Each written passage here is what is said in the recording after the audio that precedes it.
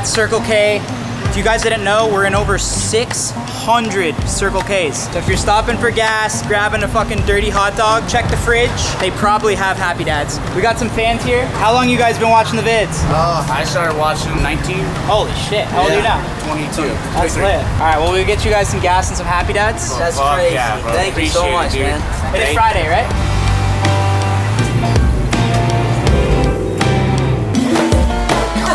Going camping. Happy This is Friday, so man. perfect, bro. Happy Friday. Thank you guys. I Say fucking thank you appreciate to it. Circle K. Hey, thank you, Circle K. Fuck, shout out to Happy Dad. Appreciate it.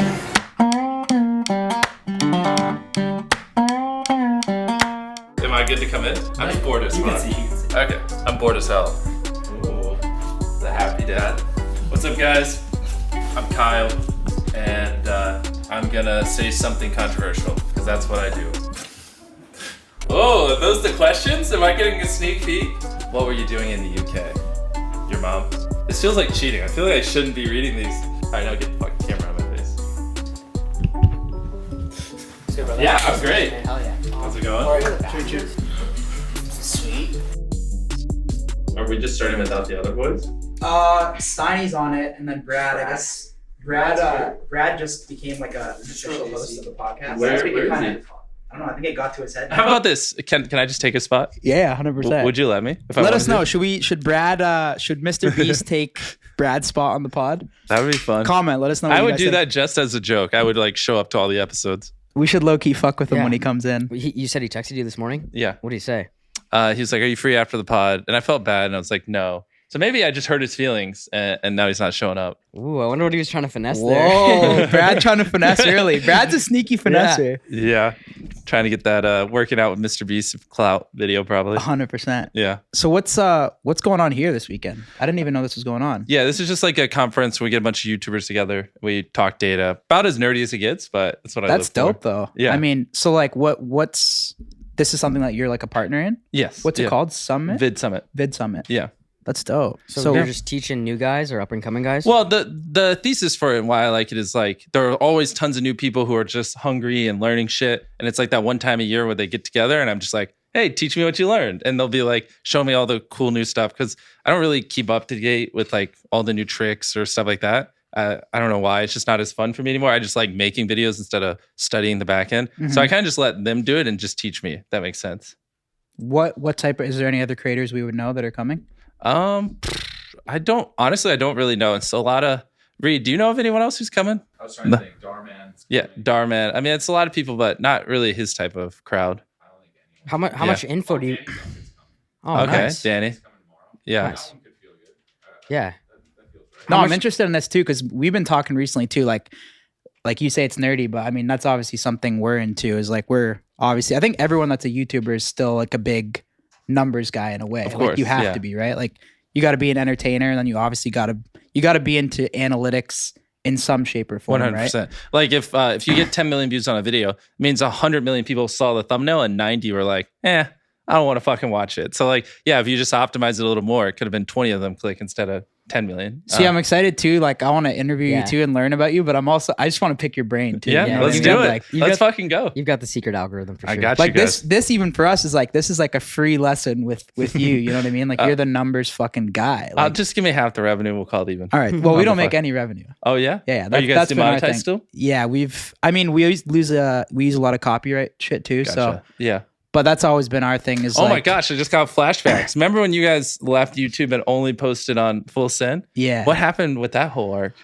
Fuck, that was like 4 or 5 Yeah. years ago, and I think we tried to do it, and obviously that's something we want to do one day is kind of build our own platform. Yeah. But I don't think it was quite the right time I to feel do that. it. You know what I mean? Yeah. Like it really limited our growth, like posting behind a paywall. Yeah. So, and I think it just kind of, for me, it's cool. You're making a lot of money off the subscriptions, but it takes the fun out of it. Like for Exactly. me, it was always about uploading a video and like getting as many views and getting as many people to enjoy it as possible and Yeah. getting that feedback. And back when YouTube used to go more viral too, like that was Exactly. Well, and that was Happy fun. Dad would be a fraction Oh, of as course. successful if it was behind a paywall. So course. it's a no-brainer. That's why when you first announced that, I was like, oh shit. Like That's an interesting choice. Yeah. But it's so interesting to see you, like, you guys crushed it, and then, you know, you had that weird phase, whatever, where you jumped over there, and now you guys are crushing it again. It's kind of cool to see. Yeah, we don't know where we stand with YouTube. Like, we don't know if they like, I feel like some of them like us and then some of them hate us. Like, we don't really know. Like, guys, I guess you saw Steve's channel got taken down recently. I did. And wasn't it because he just showed like the URL for the site? Yeah. I mean, the thing is, like, you guys clearly appealed to an older audience. Yeah. So the platform does need you to keep, you know, just, I don't know a better way to say it than just older people entertained. So it is in their best interest to have people like you guys and Danny Duncan and other people who might skirt the line, but it's just, that's what a lot of people like watching. You know what I mean? If not, the place will just come and turn into a platform for kids, you know? They must love you, YouTube. Like, you have a good relationship. They call you, keep up with you, all that. Not really, but I don't really need anything from them. So like, I'm sure if I called and wanted something, I might be able to get it. But for the most part, I just kind of do my own thing. Yeah. Yeah. What about other creators? Like, do you pay attention with everything that other people are doing, or do you just focus on yourself? Well, one thing I've learned throughout doing this is it's very weird. The YouTube algorithm, everything is so optimized that it just gives people what they want. So like, to get more views on a video, you shouldn't study the algorithm. You should just study what the fuck people want to watch. That's really it. Like, and if you make a video people want to watch and pace it well and have a good story, they'll just promote it. How so? How do you study what people want to watch? So then it's just getting into human psychology. So like, what are the things that they're currently interested in? What are things that just typically work? Like, typically we like building connections to humans, or, you know, just like go study a Pixar film. You'll learn more studying that than you will like some of the biggest YouTube channels. You know what I mean? Because they just have it on lockdown what people like. What Pixar film is the best?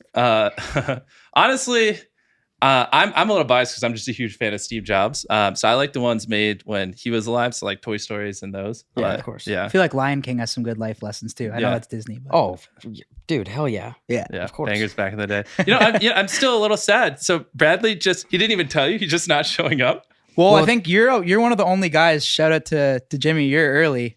Well, you also we said we're gonna do a schedule change. He told me, I'm like, oh, is he gonna be late? He's like, nah, he's 15 minutes early. So we're like, oh shit, Bro, you beat us here. you denied his one-on-one. So if like he's not getting his thumbnail with you, then he's like, hey, is it worth my time? He's just gonna show up and start shit talking me. No, You know, it'd be really funny, low key, is if when Brad comes in, you tell him, you're like, yo, I've actually been thinking of like a video for my channel I want to do with you. Yeah. Like, and Will like, you maybe troll be him? like, and you got to, bro. Okay. that'd sure. be pretty fun. Like you want to do a video on your channel and like push a bunch of subs to Okay. him or Yeah. some shit. Well, I want to do a workout video. I got it. I'll do it when he gets Be here. like, I had this idea. I want to make you the star of it. I want to see if you can every shit dollar. himself. No, he would get excited if it was like every dollar you can bench press, I'll let you keep. Because I bet he could bench like $1 million. Yeah. Yeah, that would be good. I got it. Yeah, do that. But actually, one thing I hate that I keep asking you questions, but I see Happy Dad everywhere when I go into stores and stuff like that. So You're in North Carolina, right? Yeah. So I'm curious, like, have you ever said publicly like what the numbers are or like how well it's doing? Like, Not publicly, no. can they just bleep what? Can you just tell me the revenue and they just bleep it? The revenue's difficult because obviously. Oh, there he is. All right. Here he is. There's the tank. So sorry. I had to go to the bathroom. Oh yeah. Totally. No, we're saying you officially joined the podcast, and then you just show up Your late. first Bro, episode as the host. You guys told me 10:30. I know. Well, Mr. Beast, Yeah, look what Mr. time it Beast, is. bro. 10:22. He's Oh, dialed shit. though. You got to Yeah. know Oh, he's I gonna didn't show up a realize little it. early. Yeah, I had shit, dude. I was like, I planned my shit. I planned all that stuff around. Yeah. Well, that's what you get. Good to see you, man. Yeah, Very good you to officially too. meet We were actually just talking. I was telling them that I wanted to do a video where I saw how much you could bench press. Like, so we take the plates off and we put money on the sides, and for every dollar you can bench press, you can keep to see if you could like bench $1 million Apparently you're or about to hit the $500,000. jackpot. For his I channel. asked him because I asked him. I said, yo, is there any Nelk video we could do with you for your channel? Yeah. He's like, we're trying to get to 10 million subs. Yeah. And then he was like, we could brainstorm, but apparently he had one that Yeah. you guys Oh, were let's talk do I about. was curious. So we have it set up for after this. So I guess you're hitting 10 mil. So it's before basically us. like 2 baskets are attached to it, and we're just gonna dump a ton of money in, and then just go till you can't rep it.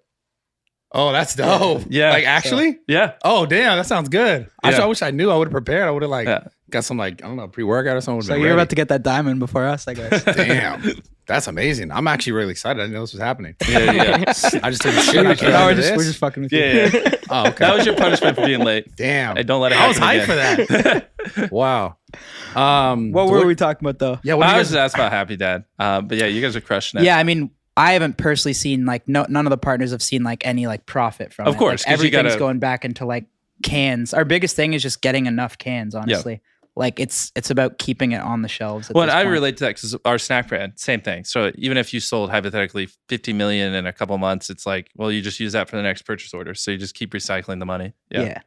Alcohol's it's an interesting one too because there's so many rules with it too. Like you can't publicly bash other brands too. So I think even like talking about revenue versus other brands could get us in trouble. You can't wait. That's a law. There's so many rules. I can't say. You can't bash another brand, so I can't say fuck White Claw or like. But otherwise you'd see us. So you can. So I could say like a White Claw is a piece of shit alcohol brand, and you're an idiot if you fucking drink it. But if you said those same words, you'd get in trouble. Yeah, definitely. Otherwise you'd see us bashing like all these brands, right? Like that's what we used to do. I need to look into legal ramifications. I just shit on Hershey's all the time because that's the thing with snacks. I think you're chilling. Okay, like you can regulations. You can be like fuck Reese's Pieces. Yeah, all the time. I just grab a Hershey's bar, and anytime I see one, I just fucking throw it at the wall. It's kind of a joke. That's so funny. With your brand like that, are you like going after like the big dogs like that? Like we're going after like not even White Claw, like we're going after like Budweiser. Like we feel it's like a lifestyle brand. You know, you don't really see people wearing like a White Claw shirt, but you see people wearing Budweiser shirts, you know? So is that like your kind of motto too with what you're trying to build? Is like going after the big dogs? Yeah, 100%. I think honestly, like it's funny. I just went into a Walmart a couple days ago because we just started selling there. And Hershey's bars, they have like Superman on it and Wonder Woman and Green Lantern, all these like characters. And it's like, who the fuck cares? Why? No one would buy a goddamn Hershey's bar because it has a superhero on it. And I think like just a lot of modern snacks, they've just been here forever. They're kind of boring. Honestly, I think Hershey's bars just taste like shit, to be honest. And yeah, I think they just have the shelf space and no one really competes with them. And I think it's time someone just comes in there and it's like, shut up, you boomers, like make new products and innovate or just get the fuck out of here. You know what I mean? What have you learned about that space? Besides like all the stuff you know about social media, like what have you learned about like stuff like you said, like shelf space? Like the biggest thing is that, so every month in America, over 100 million people walk into a Walmart. And like up until basically a month ago, we had no products in there. And so like, now, this past month, it's been absurd. Basically, whatever I thought we were going to sell, we're doing like 5 times better. Just because I could go stand in any Walmart in America and I would have to take 100 photos if I just stood there for like 30 minutes. Like a line would form and people would just be like, oh, that's the guy from YouTube. So those same people, when they go into a Walmart, will buy my products. You know what I mean? And that's just which is kind of a no-brainer, but it's more extreme than I ever thought. And so before we even promoting that we were in Walmart, we just put it in there. And it was only in a couple of thousands as they were ramping it up. And we were already doing 6 figures. It's just because people are like, oh, it's that guy from YouTube. And they buy it. And so it's kind of shifted my whole mindset. Like retail space, when you have a brand this big, it's just so OP, to be honest. Like, and I'm sure you see the same thing with Happy Dad. Tons of people, they're going there to buy alcohol. And so if yours isn't there, they're just going to buy someone else. But because they love you and, you know, you guys got a great product and everything, they're going to buy Happy Dad. So I think Prime, Happy Dad, and Feastables, like I don't see a world where they're not all multi-billion-dollar companies in just a couple of years, to be honest. Yeah. Yeah, I was gonna say, because I think everything now is more like content-driven, content-based. Like since you built your entire thing off of like a direct relationship almost to your fans and your fan base, yeah, it feels as though like these companies that we're talking about are actually going to be true contenders to the companies that we've known forever growing up. Like 100%. Genuinely speaking, do you think that like there will be more companies, not necessarily like this specifically, or like the burgers or the chocolate stuff? Do you think there will be more creators who come and contend in that space, like who will make products? I think in 10 years, yeah, every product you see in Walmart that's like very generic is just going to get shit on by some celebrity or influencer or whatnot. Like think of like water bottles, like, you know, those plastic water bottles. What's that one? Like Deer something, or I don't know. I couldn't name fucking water bottles, but I know I've probably had like 30 different in my life. I think of Fiji and like one others, but all the other ones are just the fucking same. So like pick anyone. PewDiePie launched a water bottle brand. It was the same quality of product. It was right beside it, same cost. I just buy the fucking PewDiePie one. It's just cooler. You know, yeah. I'm sorry. I think it has to do with the fact that like traditional media is dying. You know, and the fact that how we bought stuff prior was all like you saw it on a news station, you saw it on a television. Like people will get all of their content now pretty much somewhere on either streaming or social. Yep. So all the eyes are being pushed to that. Like your network is like bigger than Nickelodeon, all these big time things that like we grew up watching, like you and of yourself. Which is crazy. Do you ever feel like a need to make certain products? Because I find something interesting about it. Obviously, you have a younger fan base, and also just a massive fan base in general. But focusing on the burgers, focusing on the chocolate. My perspective, not that these are bad things; these are great things, right? But I look at it from a little bit more like a health standpoint. Yeah. And I was listening to your podcast with Joe Rogan, and you were talking about how you were going to do like a lettuce wrap. Yeah. And you said 20% less sales, so you guys kind of chalked it. Yeah.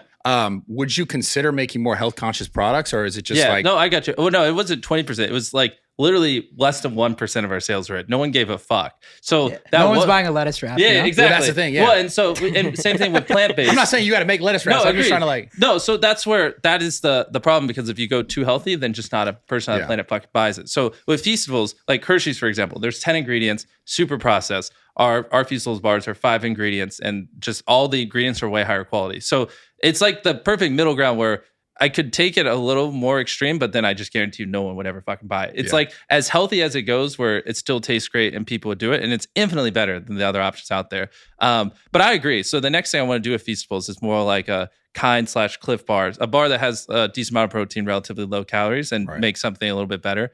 And I would love. There's a lot of things I want to do. It's just like finding that line where, like, if only 100 people buy it, then it's not really accomplishing anything besides virtue signaling. So, yeah. Because how like forever, like we were taught, I think I know specifically my generation, I was taught like cereal's healthy. Yeah, fuck that. And it's terrible, right? Exactly. So it's like, I just look at someone like you, and like you have this direct line that is so massive to all these eyes of like teaching kids what's healthy. And do you have one of the bars, like one, so I can show them? Yeah. Okay, I'll let them rip apart the ingredients. I mean, you tell me. I mean, like our normal ones without, like, it's literally 4 ingredients, and then the sea salt one's just the same thing with a little bit of salt on it, blah, blah, blah. So that's exactly what I'm trying to do. Yeah. Like, if I went any healthier, I just promised you no one would ever eat it. So it's like we're weaning people off of garbage Hershey's into a slightly better alternative. And over time, I want to figure out how to just make it healthier and healthier. Because I agree. I don't want to just like kill people, by giving them super processed shit. How important is it like having a good partner? Because like one thing I think too with Happy Dad is like, even though we do have a massive social following, I think it's still, especially alcohol, it's such a like conventional business. So like I feel like you could have all the social presence you want, but I feel like you still got to do those orthodox business things. Yeah. What have you learned like in the space with like the chocolates and stuff like that? Like, no, you're hitting it on the head. Luckily, you did the same thing. You just got a great team of people who already knew what they're doing. If I didn't, RX Bar was just a company that did really well. We got a guy who was very instrumental in building it up into their sale, and he's our CEO. We got the guy who did marketing for Dollar Shave Club, who helps with Feastables. We just kind of assembled the Avengers of everyone who works in like the snack brand space, and so like they on their own could just build a fucking killer company, and then you put us behind it, and I just give them unlimited money. It's game over. So it's all in the team you built, 100%. Like even things like, knowing how to track our sales in Walmart day over day, and like knowing a company that can go to each Walmart in America and make sure all the products are straight. Like I wouldn't know how to fucking do that. You know what I mean? My fucking bars would just be crooked and shit everywhere. But like they just know everything because they've done it. And so all the time they just blow my mind. Have any of those big companies like tried to reach out to you yet or anything like that?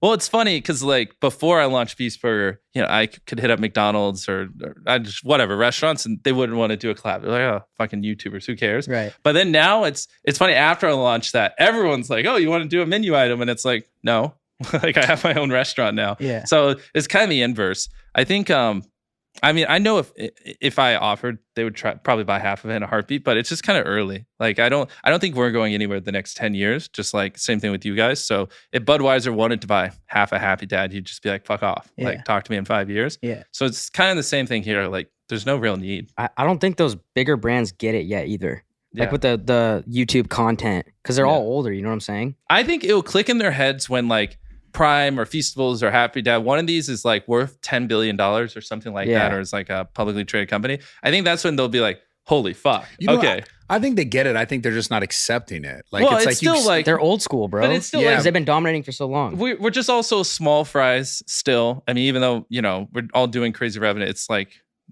basically less than 1% of the market. You know what I mean? So it's like, we got to give it time to grow. Again, I think when one of these products really, really is crushing it and like IPOs or something in like 3 or 4 years, I think that's when everyone will be like, oh, fuck. Like, okay, this is the I guess thing. no one's really done that yet. No. Exactly. Like Like it is true. It's so early. name another product besides those 3 that is like crushing it. Sure. Yeah. And all 3 of I these. guess there's a lot of celebrities. Well, that have maybe there's done it, but- makeup Yeah. stuff Yeah. and like vitamin water was one and Yeah. like other stuff. But creator focused outside of makeup, like and supplements, I can't really think of anything. So like it's actually pretty interesting that all 3 of these brands that come to mind all happened basically in the last year. I mean, you guys are a little over a year, but roughly. So I think now you just got to give it time. Like now, once all 3 of these mature over the next 3 to 4 years, I think that's when people are going to go, holy shit.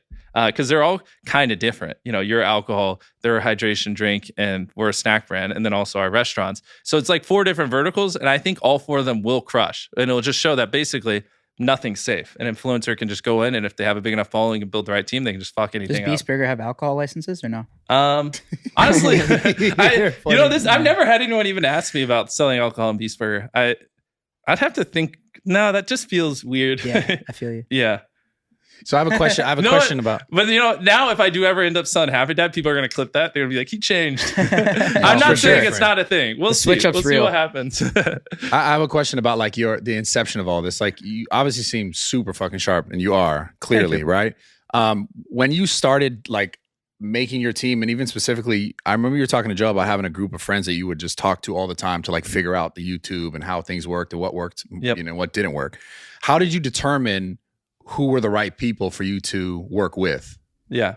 Well, back then, Because you're also so fucking young. Yeah. Well, it wasn't really intentional. It was like I was just kind of a social outcast because no one, I mean, it's bumfuck nowhere in North Carolina. No one wanted to be a YouTuber. No one even really knew what social media was back then. This is before it was all cool. So like everyone would just say, oh, all you do is talk about YouTube, get a fucking life, talk about something else. So I just didn't really talk to many people. And then I just randomly met these other YouTubers online and they were equally as obsessed. And we just kind of talked. And next thing you know, we talked every day for 100 days, 500 days in a row, and you blink and it's been 1,000 days and we've talked every single day. And so I just met these 4 other hyper obsessed, just idiots like me that all we did was obsess over YouTube and making content.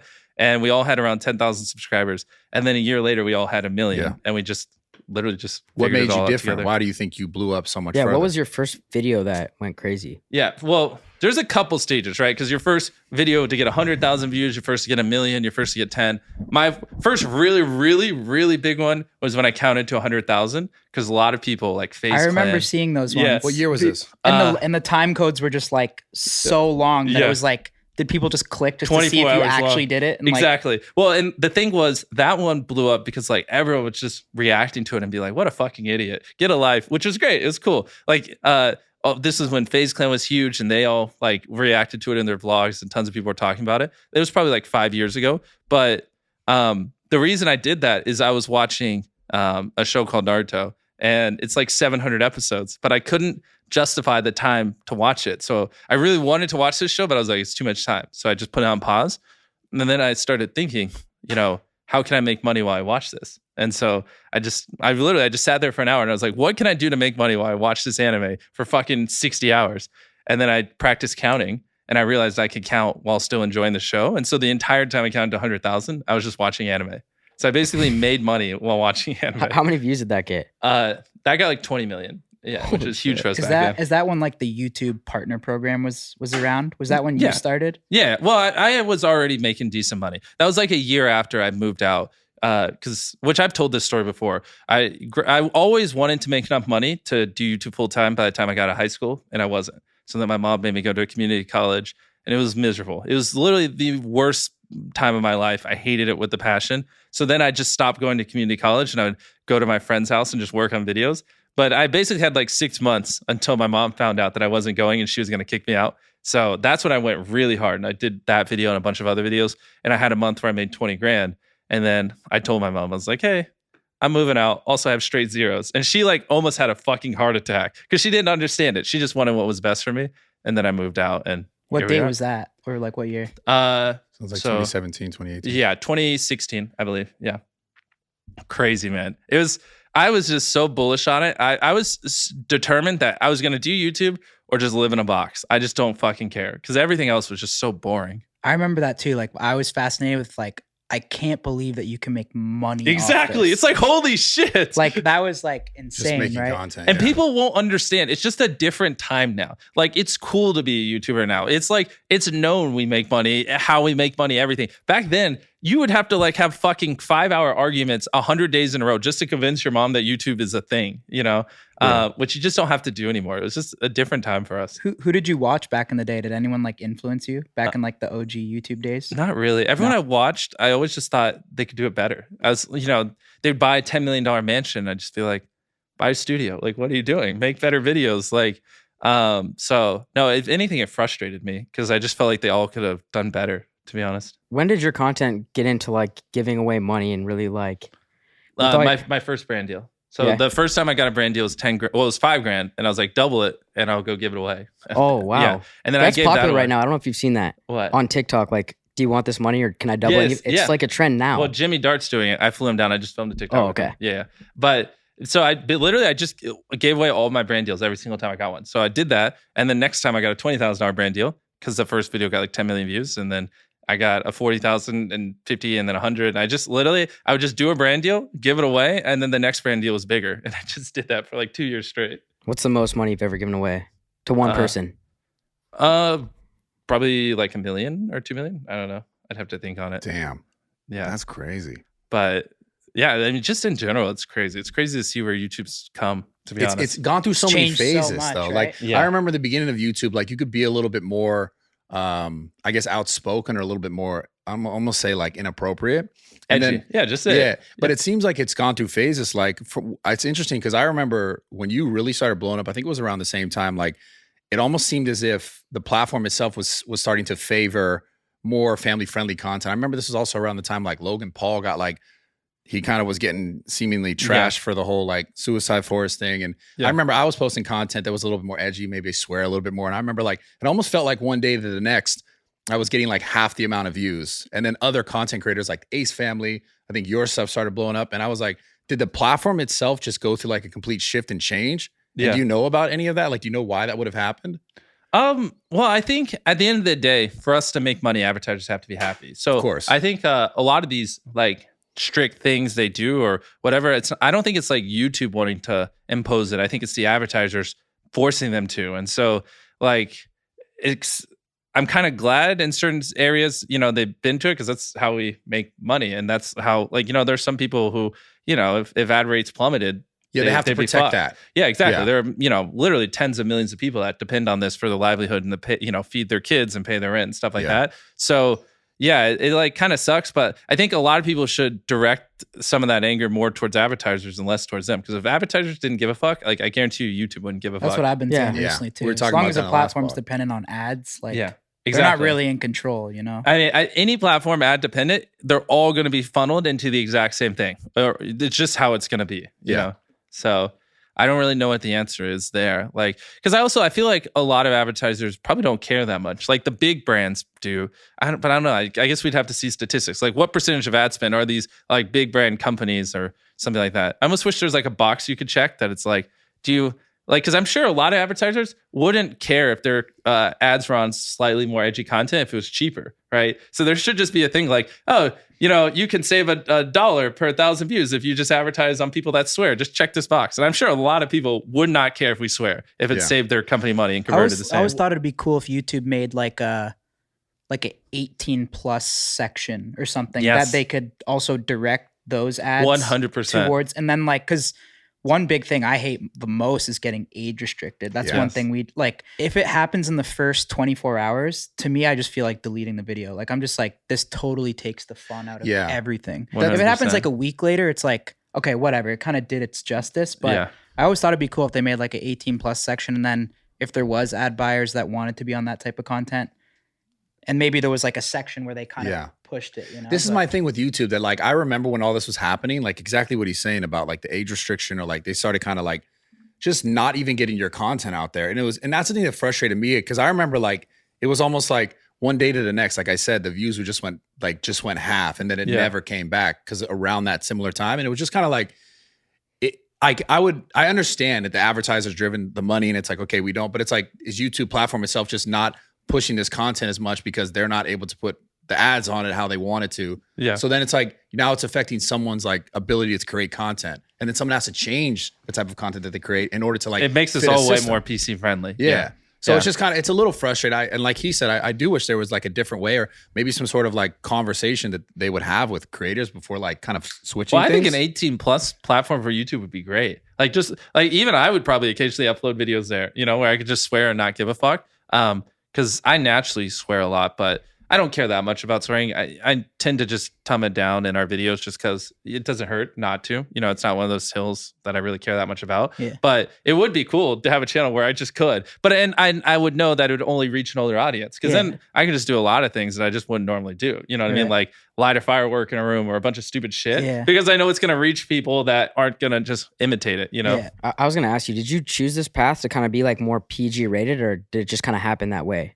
Well, like I said, like the swearing, I don't really care, and everything else, it's not like I'm a super like edgy guy. Like I'm not like you guys where I go partying and It's just kind of worked out that way, right? yeah. And now that you know I have tons of employees and all these other things, and we have a charity and stuff like that, I kind of have to stay like that because like For sure. yeah, a lot of people depend on me, so it's bigger than just me. But I don't mind. Like I know for you guys, obviously. It's just the exact opposite of your personas and who you are. So I can imagine how frustrating It's a little it is. tougher. It's interesting for me because I never really understand, but like, I mean, YouTube's kind of left the Nelk channel alone like a little Exactly. bit. They're letting you just crush it now, Like, which is so it's- interesting. I don't know what it is. Like they'll hit us with something and then they'll kind of leave us alone. Well, I don't know. I don't know. think it speaks volumes of how like I remember you guys did that shitty prank on them where you went to their place or whatever and all this other stuff and you basically I mean, I kind of get that, yeah. Wait, was that shade or I don't know? Prank. That was dope. but that and like That video's funny. yeah, well, but you essentially waged war on YouTube. We snuck into Google with the Google passes. Yeah. I don't know if I've seen walked this. into a. You got to watch it. Yeah, this is the whole. Wait, tell us what happened. That's how. So we got. But you did throw shade there a little bit. he called Yeah, it a why shitty would you prank. fuck That with it? video's Bro, funny. was Nah, so funny. you could. Other pranks are shitty. This one was so funny. We wore the badges and snuck onto the Google, like the campus, Bro. like where they ride the bikes and all that. Yeah. And then we snuck into like an actual like cubicle area section. And then I just started like going in on this one guy like that worked at Google, and it That's was hilarious. Yeah, it was. Wait, funny. what? YouTube freaked out? Yeah. Yeah. Oh, they were livid. Our MCN dropped us. Yeah. They deleted us, And then not we only had two that, then strikes. that's when they doubled down. They're like, fuck YouTube. We're making our own platform. So I say all this because it's like you literally went to war with YouTube. Yeah, that's and here funny. you are a couple years later, Shit's one of funny. the biggest channels right now, views per month and I guess crushing it's it. been like a silent like peace treaty. Well, no, I think it Yeah. speaks volumes of like, It's like a Cold War right now. no, it's No one's firing no. shots. Yeah. Yeah, I think it's just more like I like how they That's good. aren't opposed to criticism. Like all the time there are videos, you know, number one in trending where they're just railing YouTube and just talking about how shit of a platform it is or whatever, and they allow it, and I find that very interesting. Now to me, it's like I feel like everyone kind of now everyone's saying that like fuck YouTube, Yeah. and I'm like, dude, we said that like 5 years ago. You're the type OG shit. YouTube. Yeah, we're haters. the OG fuck YouTube people, you know. But what's like one thing that I noticed that's changed about YouTube is like the sub box used to be such a big thing, right? Subscribers.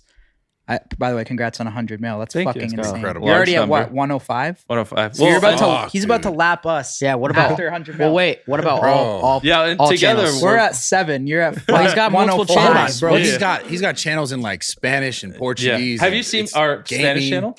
No, but Wait, here, I've- can you pull up MrBeast and by the way, Espanol? Brad, I told Mr. How many- Beast, how many we wanna, subs does the like get a Spanish channel story, have? but I actually You'll want to see. just sit here and like pick his brain and learn a lot of Yeah, shit here, let too, me show you like- the Yeah. easiest thing you could do you know? to I'm just. trying to figure this shit out. Yeah. For sure. Here's lesson number 1. Just pull up YouTube real quick. How many different countries or how many different languages? I'll run you guys through them all real quick. Yeah, give him the here. Hand me it. Let me. Actually, I know this guy's gonna fucking do it. Here you go. Okay. Rip it to shreds. Tell me how I'm killing little Could I, kids. could I have one too? Yeah. Here you go. All right. Golden ticket or no? No. Hey, go to search MrBeast in Espanol. But wait, while he's doing that, Bradley, what do you think of the ingredients? I mean, they're not terrible. Definitely not terrible. It's regular. It's not like bullshit sugar. It's cane sugar, organic. Some Can I open organic this? ingredients. Yeah, go for it. The lecithin's pretty basic. I mean, it's not terrible at all. Exactly. That's Not at what I'm all. saying. Yeah. And a Hershey's bar has Why does 10 everyone ingredients. say that? No, that just because he was hitting on the health conscious thing. And that's why I wanted to show him that. Like, we are very aware. This is better than a Hershey's bar. Yeah, it's pretty good. 100%. I haven't tasted it, but I'm gonna try but it. like, that's also saying, like, you know, it's better than eating shit off the floor. Like, basically anything's better than Hershey's bar. Yeah, God, I'm savage. so fucking glad we're not in alcohol and I can just dumpster on Hershey's. Bro. The regulations, man. All right, we got the Spanish channel. Okay. up. But so anyways, you're talking about subscribers. So this is our videos in Spanish, just dubbed. Isn't that fucking crazy? Bro, look at 21 How many million. different languages do you have different channels in? Well, so here, hit the channel thing over there. It's not only that. I have a question. Did you make these channels in that country? Yeah, of course. We obviously make it in Mexico, so it gets served to people over there. Got it. Now hit on the MrBeast Gaming in Espanol. So we not only do that, but we also have our side channels. Middle So one. Beast Yeah. Reacts and Beast Gaming that we also dub in Spanish as well. So and we what- do this in all three Wait, can channels. you click one? Yeah, we gotta watch it a little bit. I watch this stuff. Ooh, look How's at your those ads. voiceover guy? Oh, he's great. He hires like Celebrities. Oh, really? Yeah, so I I was said this listening to all on his Joe stuff. Rogan. The same guy who does Spider-Man dubs my dubs on this channel.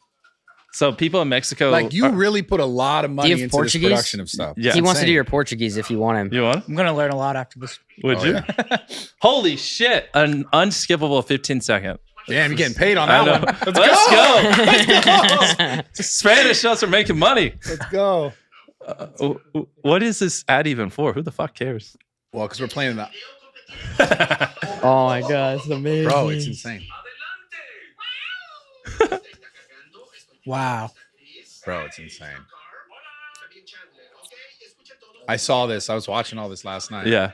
So like pause it. So like this video got 7 million views and it's just like our gaming channel dubbed. So do you upload the same videos that you'd upload on an English channel, Yeah. exact same video, just dubbed?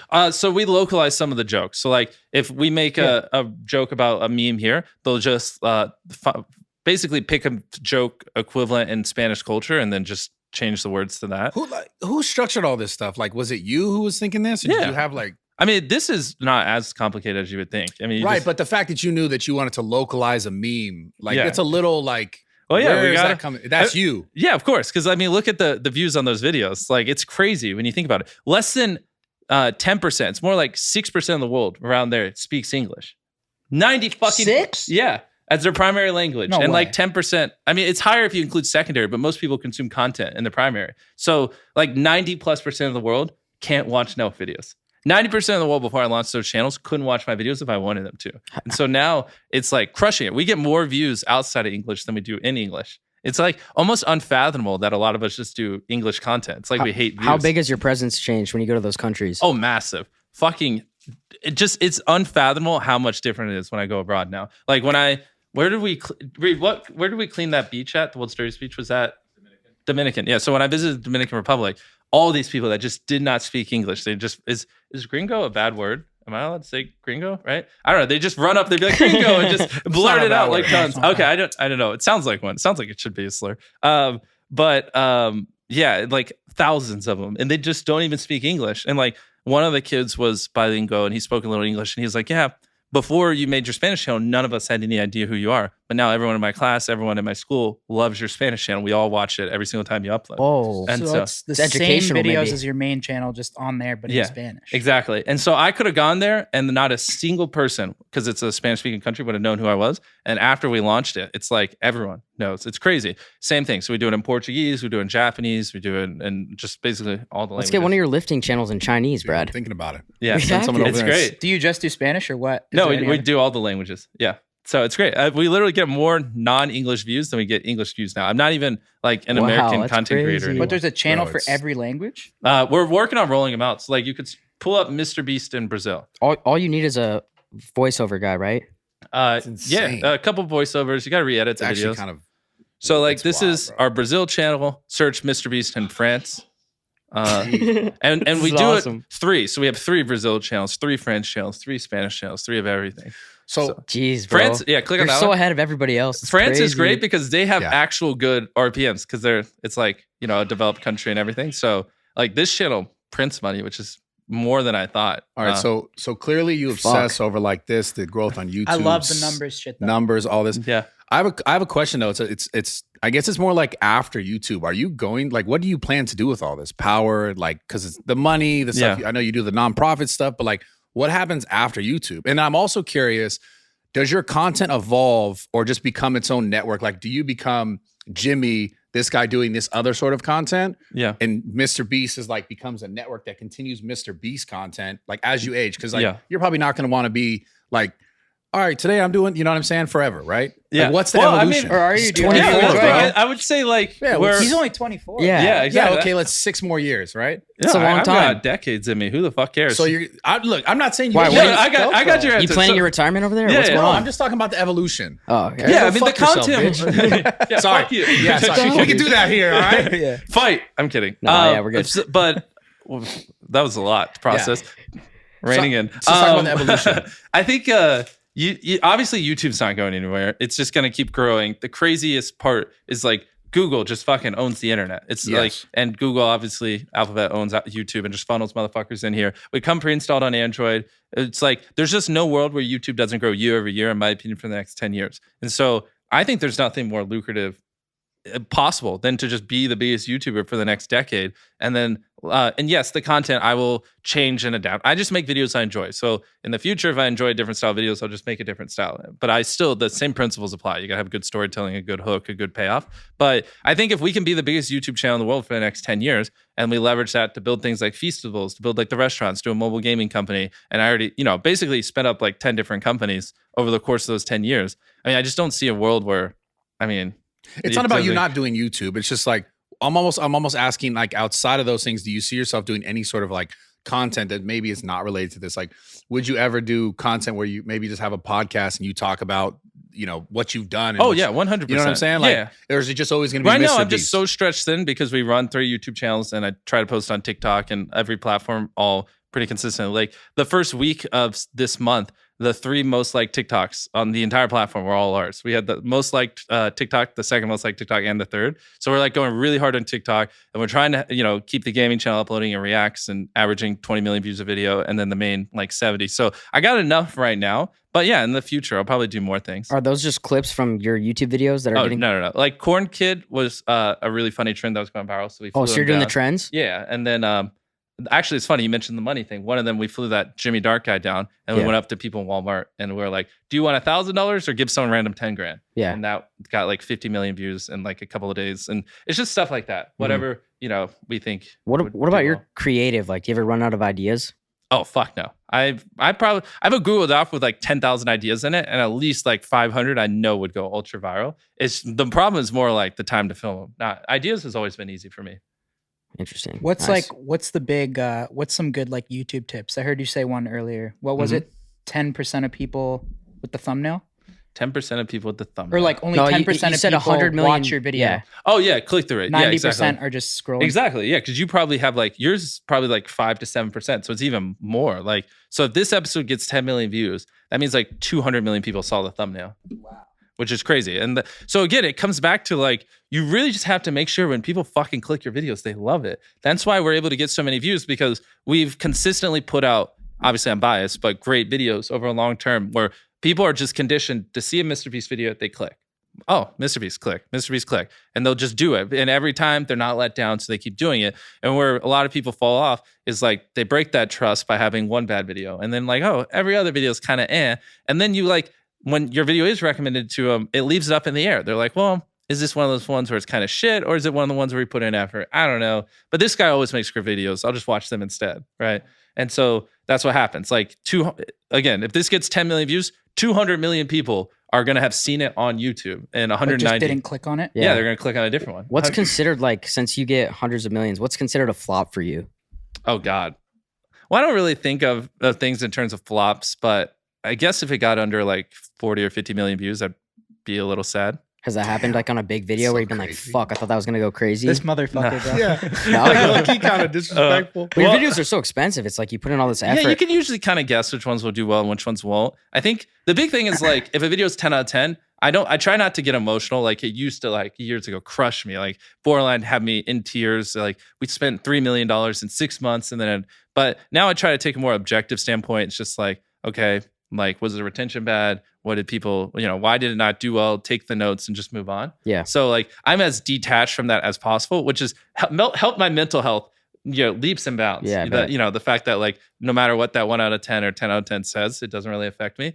So I just try to take a really objective, non-emotional approach to the videos. Sure. What's the most important statistics for like a video to succeed? Yeah. Is it retention? Is it like it's literally just engagement? 3 things. It's the click-through rate, whether or not they clicked it, the AVD, average view duration, and the one that you don't really get to see is like those surveys. What was the second one? Average view duration. So like this, I did a podcast one time with Colin and Samir, which like they averaged like a couple 100,000 views a video, but that podcast got 12 million views because on average people listen to that podcast for 45 minutes. And It was only like an hour and 20 podcast. So because YouTube could see people were watching it for so long, that's a great indicator that they loved it. So is that like the biggest thing they use to like push a video is retention? Time. Yeah, watch time. Yeah, without a doubt. Because if on average 1 million people click a video, it's 10 minutes and they only watched it for 2. Why the fuck would you serve that video over a different one where on average they watched it for 8 minutes? Clearly they enjoyed that 8-minute one way more.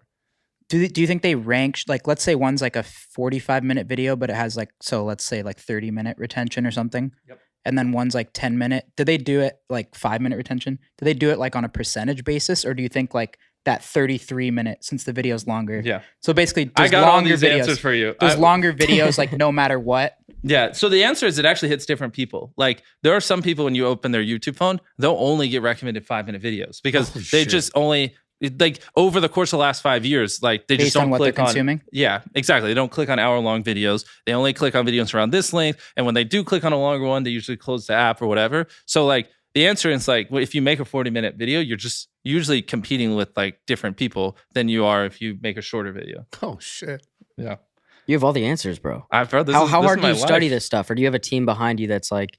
I don't do it as much anymore because YouTube really doesn't change. Like people are always like, oh, they update the algorithm all the time, blah, blah, blah. But it's been very consistent the last 5 years. So I don't really study it as much anymore. But yeah, I when I was in that gang with all those guys where we would just do the dumbest things. I mean, we would just harass thousands of YouTubers to get access to analytics and then scrape all their retention charts and see correlations and, like measure the brightness of 100,000 thumbnails to see if there's a correlation to views. Like we were just literally insane. Studying the algorithm. Where's this notebook? Where's this notebook? Your thumbnails are great, Give me these notes. Well, but all of it concluded to get people to click, get them to watch, and just make sure they're happy. That's it. And the more you do that, the better you do. The likes and comments matter? None of that matters. It literally does not matter at all. We have a video that has, I think, unless someone broke it, the most comments on a single YouTube video. And lo and behold, it's not our most viewed video. Likes is just more motivating, I think. Like when you see your video get a lot of likes, I just do motivates you check me. them? I mean, I just look at it when I click the video. Now that they got rid of dislikes, I don't even think it remotely matters. True. I don't think there's... It just fires me up more. Like if a video gets a lot of likes, it's like, oh, people really, really like it. But 99.999% of people that click on a video, I guarantee you don't even look at the likes. Yeah. Because there's no... But if there were dislikes, they would. But now there's like nothing to compare it to. It's like, all content driven. Yeah, like 100,000 or 500,000 likes are literally like the exact same on a YouTube video. Interesting. To most... Like I couldn't tell you the last time I looked at the likes on a video. Who is the MrBeast copycats that you tweeted about like a couple weeks ago? Who are those people? What did I tweet? You tweeted like there's like something basically about like these copycats. Oh, like, yeah, gotcha. Yeah, so, I go on podcasts like these and I usually tell how I make my videos and I'm like, here's how I do it. Here's what you should do. And I hope, my thought was like, oh, people will take this knowledge, they'll apply it to their content, do their own thing.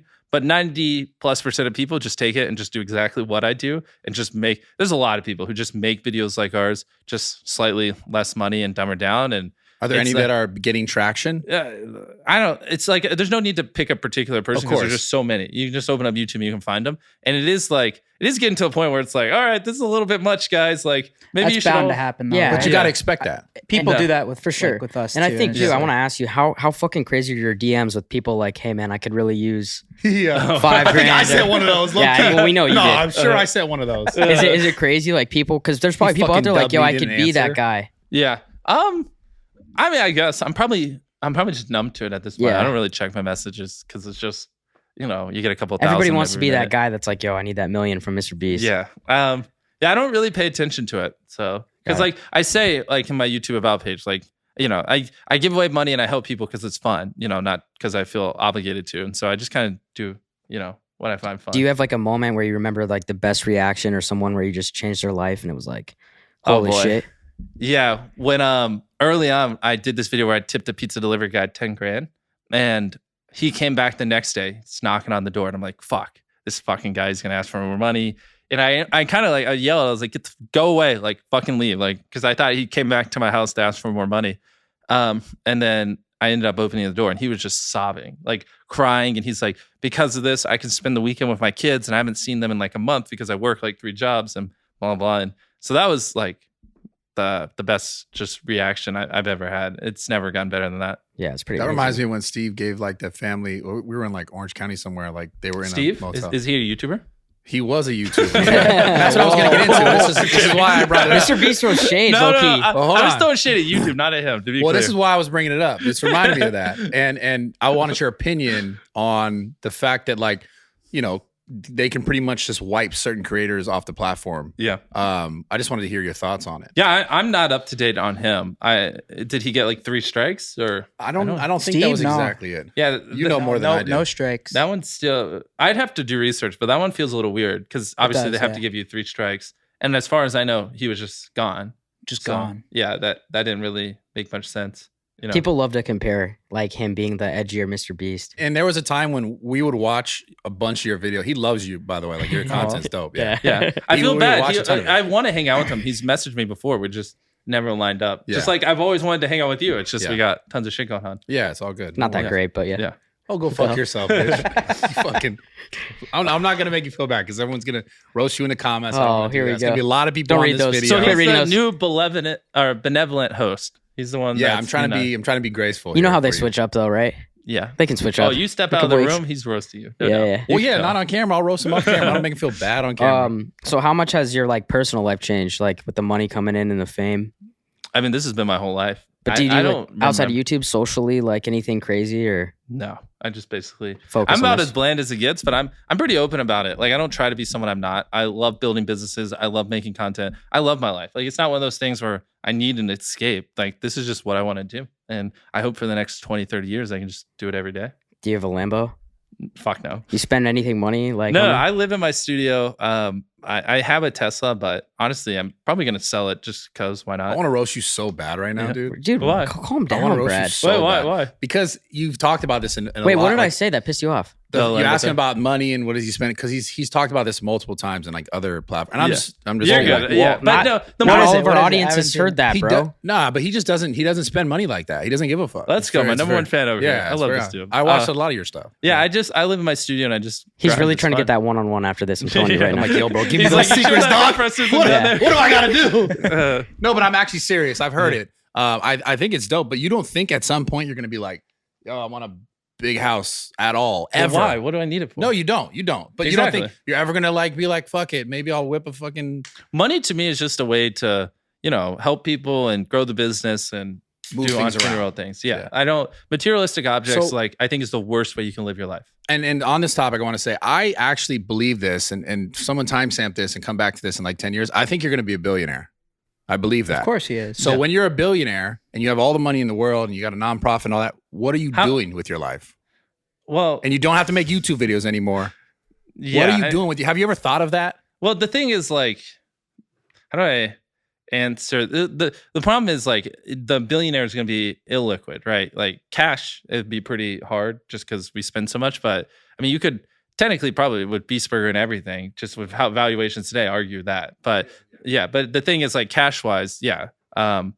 But no, I mean, even then, I just would grow the businesses more. Like, who the fuck cares? But like, I genuinely think like in 100 years, they're gonna look back and be like, damn, these guys just ran around like monkeys and just obsessed over bigger houses. Yeah, money and doesn't cars. matter. I know exactly. that. Yeah, But so if I had that kind of money, I would just grow the businesses, and probably when I'm like 60 or 70, hopefully I have. I mean, I'm pretty ambitious. I don't know. I could be fucking poor, but maybe there's a world where I have like $100 billion. I'd love to just end starvation in Africa or end diseases like Bill Gates, like do some cool shit like So that. why do you think, like, I feel like there's so much money already that we have, and especially in the Western society has so much money, so many billionaires. Why do you think they already haven't solved all those problems? That's a great question. Because those To be problems could be honest, solved really easily. I'm a YouTuber. Yeah, so, But like, so what would, because like you'd get there and it sounds like you'd want to like actually what? do it. Like what problems? all the world hunger, all that stuff, like world hunger, all these Yeah, issues but that are like why? massive. Why is that for him to solve? It's though? not for him to No, solve. he's I'm talking not about why saying- hasn't America solved it or some other giant country? I'm just saying the fact that we have the most billionaires, we have the most money. Like there's enough money to fix all these issues in the whole world, and we never do it. Is it just because we think that? Maybe So we are just you- need are you saying if- someone to come in and organize it. Are and you be like, saying how if you're a much money does it billionaire that cost? you're going to do that? Real talk. No, Why every not? billionaire Be would a part pitch of it. like You won't a buy my million. Chipotle. I'm not saying I. But in my wallet.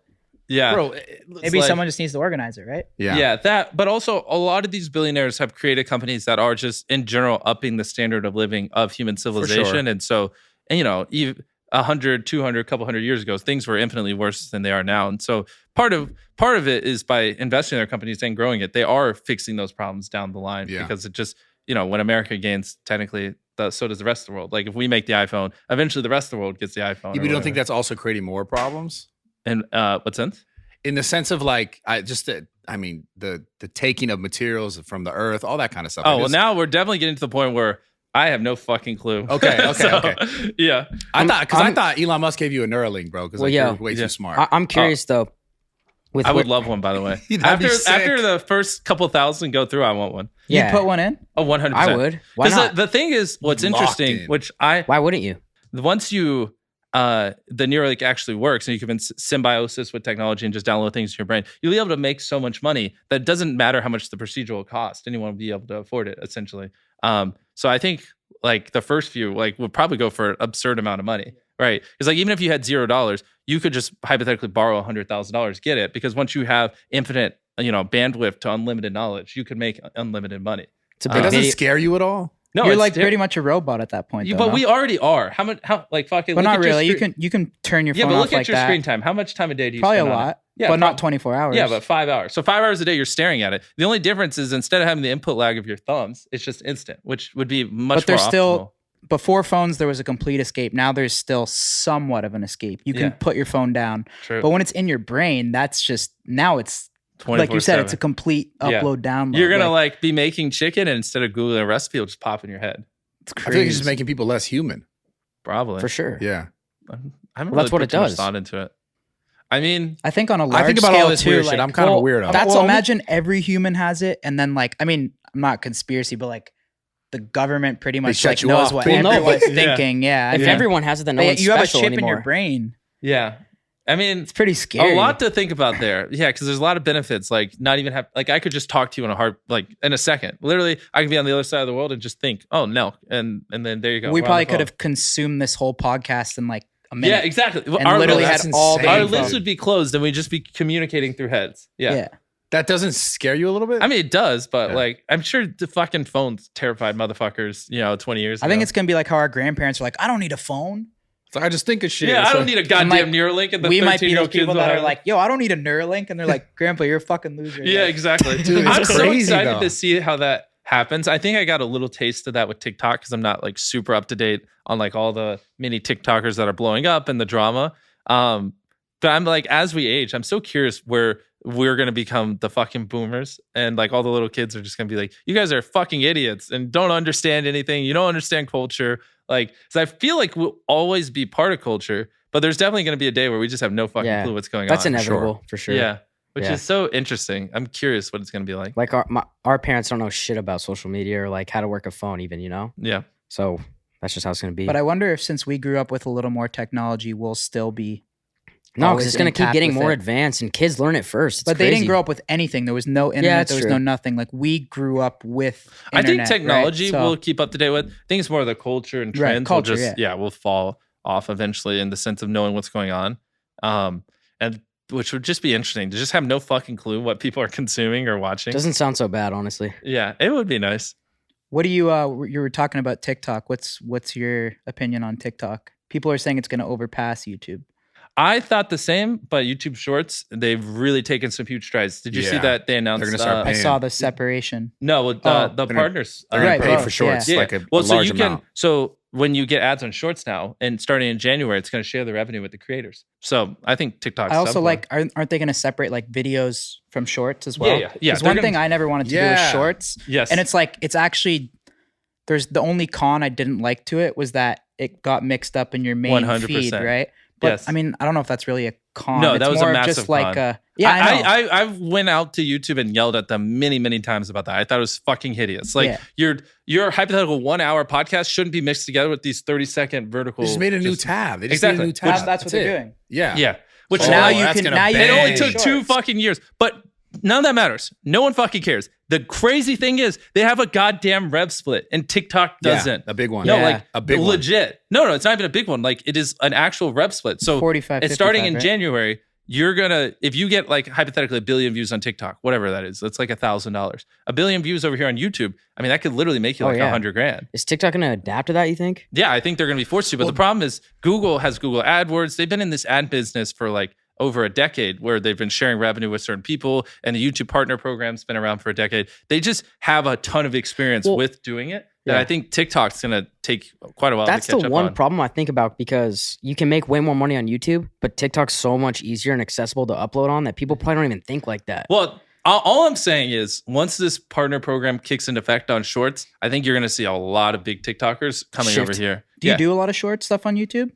Yes. So right now I post Not on your main. I saw one on your main. Yeah, right? right now we post on our MrBeast Shorts channel. The thing is, like, and this is where I could go infinitely deep. I think, like, I want to make. So I think, like, if you to really be successful, because they're bridging the gap where on YouTube now, if people watch your shorts, it'll also promote your long form, which like a month ago was not a thing. So that's why you would see these people getting like 5 million views a short, and they upload a long form video and they get like 5,000 views. It's fucking hilarious to see. But that's slowly not becoming a thing anymore. So if you're flipping through shorts, which a fuckload of people do now, and then you see a bunch of Nelk TikToks, then when you open up the homepage, you're going to get a Nelk podcast or whatever. And so because of that, I think what's best is that you make shorts very similar to your long form. So then I think you combine that and you could just supercharge the fuck out of your channel. So all that to say, the TikToks I currently make are way different than the content I do on my main, which is why, Right. But do you think merging the shorts and long form onto one 100%. one channel's the new move? 100%. But you've been doing it separately for now, Yes, right? because like I said, up to a month ago, it didn't influence long form. And then B, the content isn't similar to my long form. So I'm going to start only doing shorts that are similar to long form. And I want to post like one a day eventually on the main channel. Wow. It's 100%. Unique shorts or clips from... Unique shorts, yeah. I never do clips. Day. Clips are... You're not going to get 50 to 100 million views on... Well, podcasts are different. Like, obviously, you got the Andrew Tate model that crushes it. Yeah. But for normal videos, in my opinion, I don't think you're going to consistently get like 50 plus million view bangers just re-uploading clips. Like, no one gives a fuck. And shorts is like a huge way to gain subs, isn't it? Right? Yeah, gain subs, get more views on your long form, and make fucking money. I'm telling you, it hasn't clicked in your head yet, but Charlie, Addison, all these people, if they can just literally do what they're doing, but over on YouTube and make a bag off of shorts, and then on top of that boosts their long form, which makes even more money. You're going to be crazy to be a TikTok first content creator. In my opinion. So hold on though, but so this is creating now, because like I know Snapchat started recently paying people just to post stories. It's going to start creating like a war between like. You don't think platforms can be like, I'll pay you more here, pay you more here? YouTube does it better. YouTube's doing a rev You don't split. think TikTok can be like, what I'm saying is, you're right now, that's going to happen whenever they change that. But don't you think TikTok's going to be like, all right, bet, we're going to do the same shit? You really think TikTok over here printing tens of billions of dollars is just overnight going to go, you know what? Half of these tens of billions, we're just going to give it away. That's true. I think people underestimate YouTube a lot. And it's like, dude, it's owned by I'm not underestimating it. I'm just saying, you invest all your money back into your content, right? I think they should. But I think if TikTok was going to, they would have already. What about the difference in content, though? Because stuff that might YouTube bang on... might back them in a corner and make them That's now. what I mean. Yeah. But that would be fucking... Could you imagine just, you're just literally... Every year you're getting like $20, $30 billion. And then one day you're like, you know what? Fuck it. We're just going to give half of this away. I mean, that would be a huge But that's move by to survive also at the same time. I think they have to. Yeah. But if they do, then yes. Then I think it'll level... It just depends how long they take. Because I think right now, another thing that Shorts doesn't have going for them is the UI is just fucking ugly. Like on TikTok, you can swipe to the right and it pulls up. Yeah. On Shorts, you can't. You have to tap on the channel icon. But they're fixing all that. I think in like 6 months, Shorts is going to have this like a just as good, if not slightly better UI than TikTok. They're going to have this rev share thing. It's going to boost your views on your long form. Everything in the world is going to be like Shorts is it. So you know all this. It's just like calling on the phone YouTube. Like, can I get, who's that?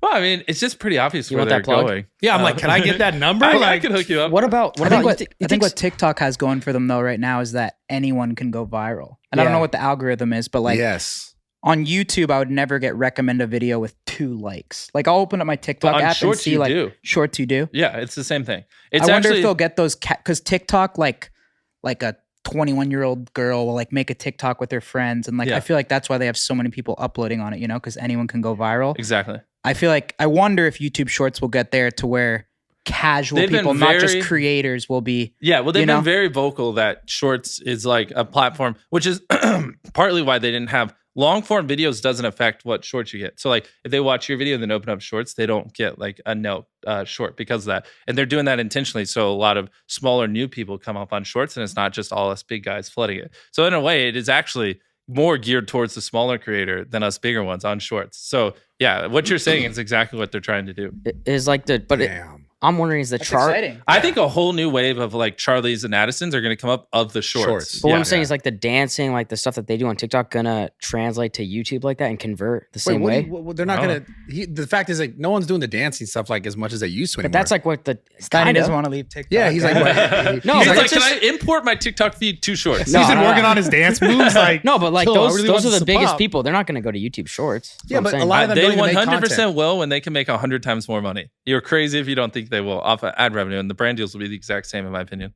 Yeah, that's exciting. I know, but that gets me hyped about that's YouTube. It's so interesting because they just made that announcement last week, and I don't think anyone realizes the just power of that. That's crazy. That was like the biggest play they could have ever made. That's exciting that you can kind of like quote unquote go viral on YouTube again too. Yeah, it's awesome. For the smaller like those shorts are going crazy. Exactly.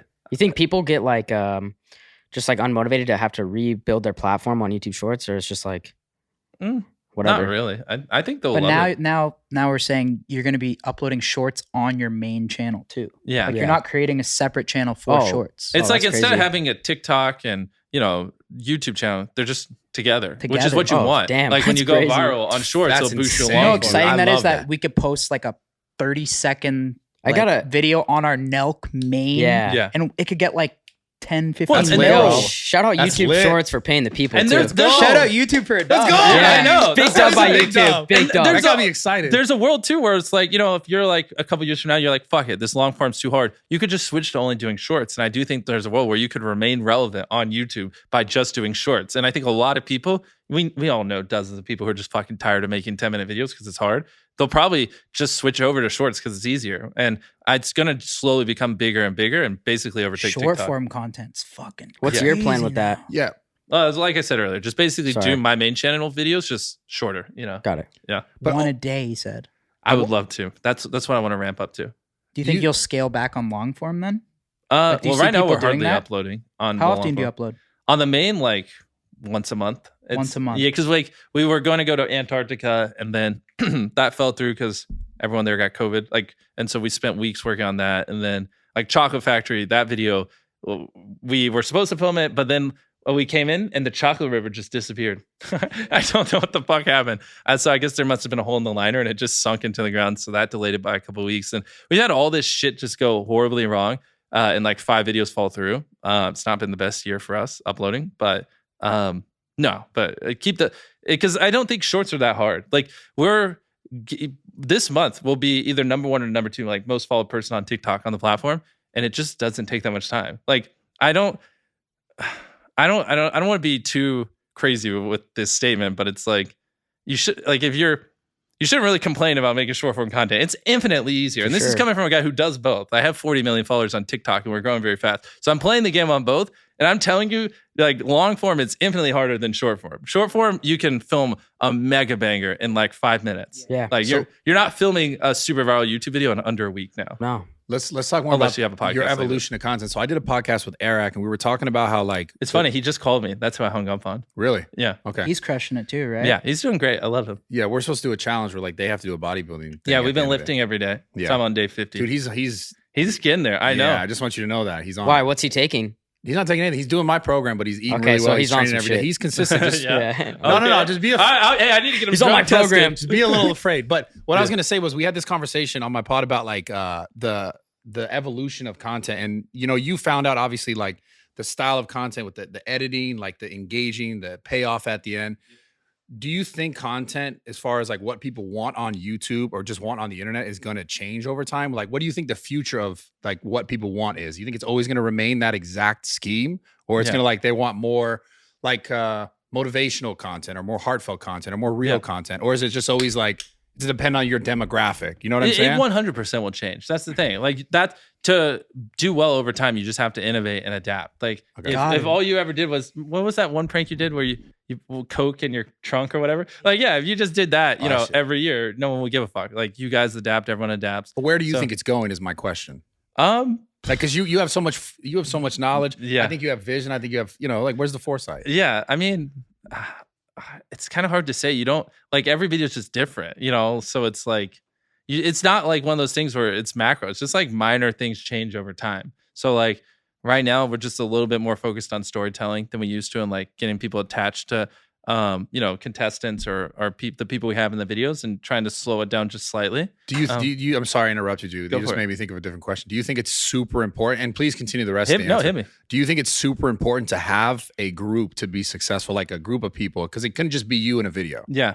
No, I it's hard. I think if you want to be a personality, obviously you don't want a group. You just want them all attached to you. What defines success? Is success just views? Is success money? What is success? My definition? Yeah. I guess, if we're just talking about success on YouTube, I'm just talking about views. What I'm saying is like, forget money, forget all this other stuff. I'm just saying, like, do you think in order to have a successful content, you kind of need a group? Because you do have somewhat of a group, the people that you banter with. Of course we do. So I think like having a group makes it more fun. Like there are videos that are they just fucking suck, but whatever, you do it because it's like spending 50 hours in the middle of a desert. Like it sounds fun, and then you go to do it, and it's fucking hell, but you do it because it's cool. And like, so I think you need that solid group, or you're gonna put a bullet in your head. You're gonna go insane. Go a little crazy. Yeah. So I think that's more what helps. Because I could film videos without them, and there's some times where they're busy, and I do, and they still do well. It's just way more fun when I have the boys. Was the Squid Games video your biggest video? Oh yeah, 100%. How much did that cost? So that one was a little over $4 million. It wasn't supposed to be. It was supposed to be $2 million, but things just added up and added up. So it's on. In English, I think it got like 280 million views, and then in other languages, I think it did another 100. So did Joe ever buy that doll thing from you? Joe Rogan? Yeah. Oh shit! No, I forgot to follow up with him. Oh, you do know your shit. He did watches his Joe goddamn Rogan research. I mean, I watch a lot of stuff. Yeah, that's funny. When do you decide, we're gonna recreate this when you're watching? Well, Squid that Games? was just obvious. Like everyone in the world watched Squid Game back then. Yeah, you're just like, I'm gonna do it. Yeah, and obviously, like literally, you couldn't open a social media platform where people weren't talking about Squid Game. Yeah, it's crazy. You did it. Did you watch that video or no? Research. Of course, I watched it. But it's interesting how you did it so fast, like in timing wise. And you were talking about with this Joe. That was brutal. Yeah, it was. That was like, hard. how did you pull that off? That was the hardest thing we've ever done in our lives. Like that was like, I don't even know how to put into words just how fucking crazy those sets were, and having 456 people, and it's not scripted. It's like they can do whatever they want. We have to corral and manage. And how many cameras you had shooting that? Yeah, I'm really curious. Yeah, that one. The first scene probably had like 40 rolling the whole time. Shit. Yeah, that was so like how like the bombs on their chests would blow up when they got out, when they died, and so like we had to William Osman had to make those. We had to make a custom app. So like if player 156 got out, you pressed on this app, player 156 eliminate, and then it would blow up. But you got to make sure when that squid blows up, it doesn't light them on fucking fire. Yeah. And and then you got to have that. You have to rig up all the cameras. You have to build these crazy ass sets. You got to plan out the CG and the lighting. Like the first scene was filmed in a warehouse, but in Squid Game it's outside. So we had to do all the lighting in a way where it looked like we were outside because we CG'd like the sky where the roof is, and like all this stuff. It was the most complicated and difficult thing I've ever done in my life. What's like the story or like the inception from like A to Z on a video like that? Like it starts with an idea. Well, that one. And then what? The idea was pretty easy because it was a show, so it was just recreating it. Then what's the next step? Is it like a big pre-production meeting or like? Yeah. Well, for that, it was just like, how the fuck do we even do this? Yeah. And so we get together and we just look at all the sets. I mean, again, it's kind of cheating because we had them to go off of, but a lot of it was like, before I never used CG before that video, so it's just some of it just physically wasn't possible, and so that's when we were like, all right, fuck it, I think we're gonna have to get into CG on this, and so that was a whole different learning curve for me. Like if you could pull up the video, I could show you some cool things. His same question, I want to ask the same question, but in relationship to other videos, like what's your actual process when you make videos? Yeah, that like are in completely general. organic? Okay, pulling up that video then. Thumbnail? So basically, well, now we have tons of ideas. So I just picked the idea. It's like the core team too. Yeah. Of people. How many? It depends. So I work very well off of inspiration. So I'll have like a dozen or so people that try to inspire me for ideas. But at the end of the day, it's just like I pick the ideas. Same thing with, we have probably like 7 people who like, once we have the ideas, help me flush it out. But at the end of the day, it's like them pitching me and then I approve it.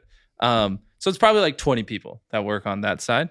And it's just a lot of back and forth, because the problem is you just don't know what's possible until you do the research. So like if it's hypothetically, I spent 50 hours on a submarine, then we're going to write the video and be like, okay, I want a submarine. I want to sail under Antarctica. I want to shoot a missile at a glacier. I want to do this. I want to do this. This is a great video. But then we'll like go into actually working on it and we'll be like, oh, it's fucking illegal to shoot a missile. Oh, and by the way, if you go figure. Yeah. But whatever, because we like to push things and like you don't know until you try. Yeah, and so it's like, because there are a lot of things we do that you would like our world's largest firework video. I mean, by all intents and purposes, the firework we launched was like basically a giant bomb. And, so you don't know until you try. And so then, here's the list of all the things after we work for a month that aren't possible, blah, blah, blah. And then we have to like, okay, rethink it. And it's like it's not, oh, here's the video, here's all the things I want to do. And then we make it happen. It's like, you do that, and then you work for a month, you talk to submarine companies, you talk to fucking missile companies, you talk to blah, blah, this, you do your research, you figure out the things you can't do, then you have to rewrite the video. And it's doing that for like 3 or 4 months until you have something that's like, okay, we can do this. So how does the planning of this go? It kind of almost reminds like the apparel business, where like we'll start something 6 months like prior, like a project, like making like a shirt or something, like 6 months prior.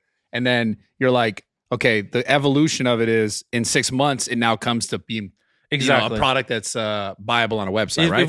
If we start working on a video now, it'll probably get uploaded in 6 months. Yeah. Holy shit. Wow, that's crazy. Yeah. Whoa. Is that?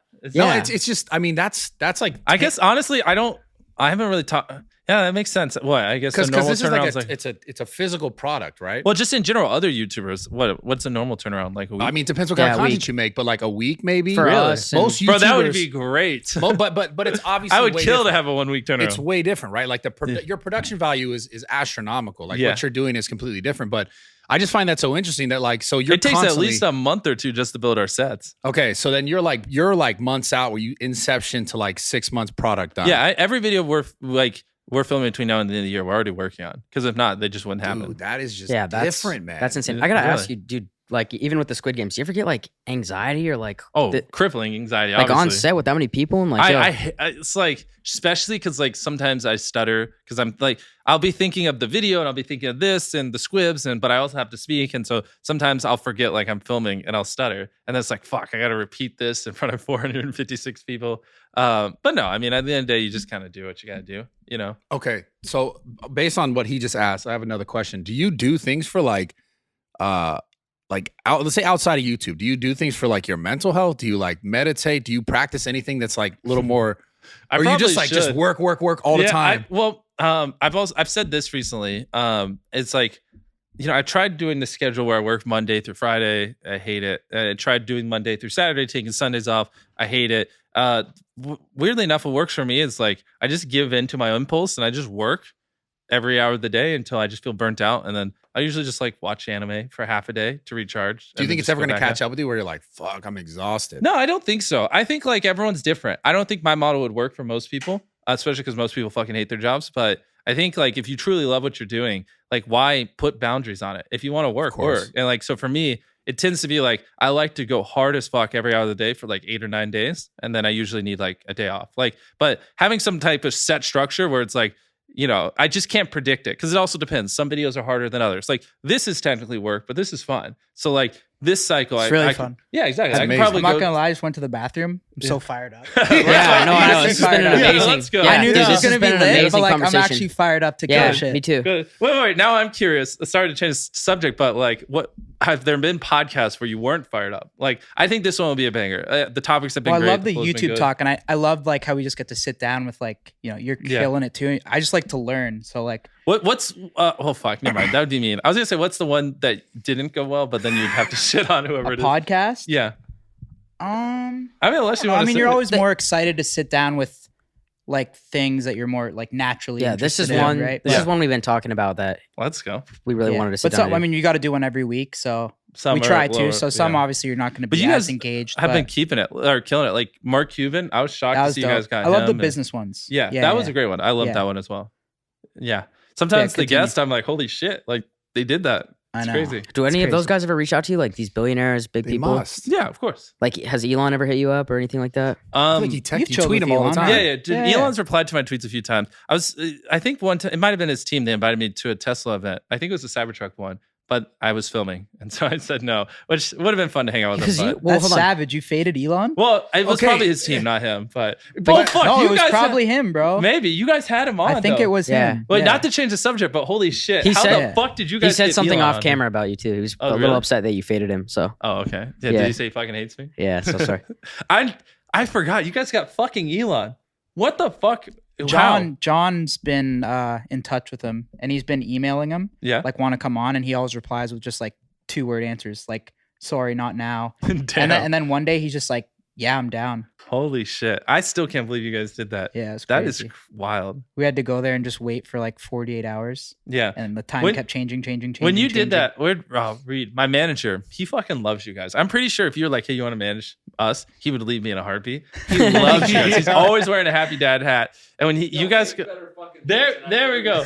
We need shit for him. And whenever you, wait, what'd you funny. say? If you make cool shit, I'd wear your stuff. But like, I gotta wear the happy. Yay, Oh. help me.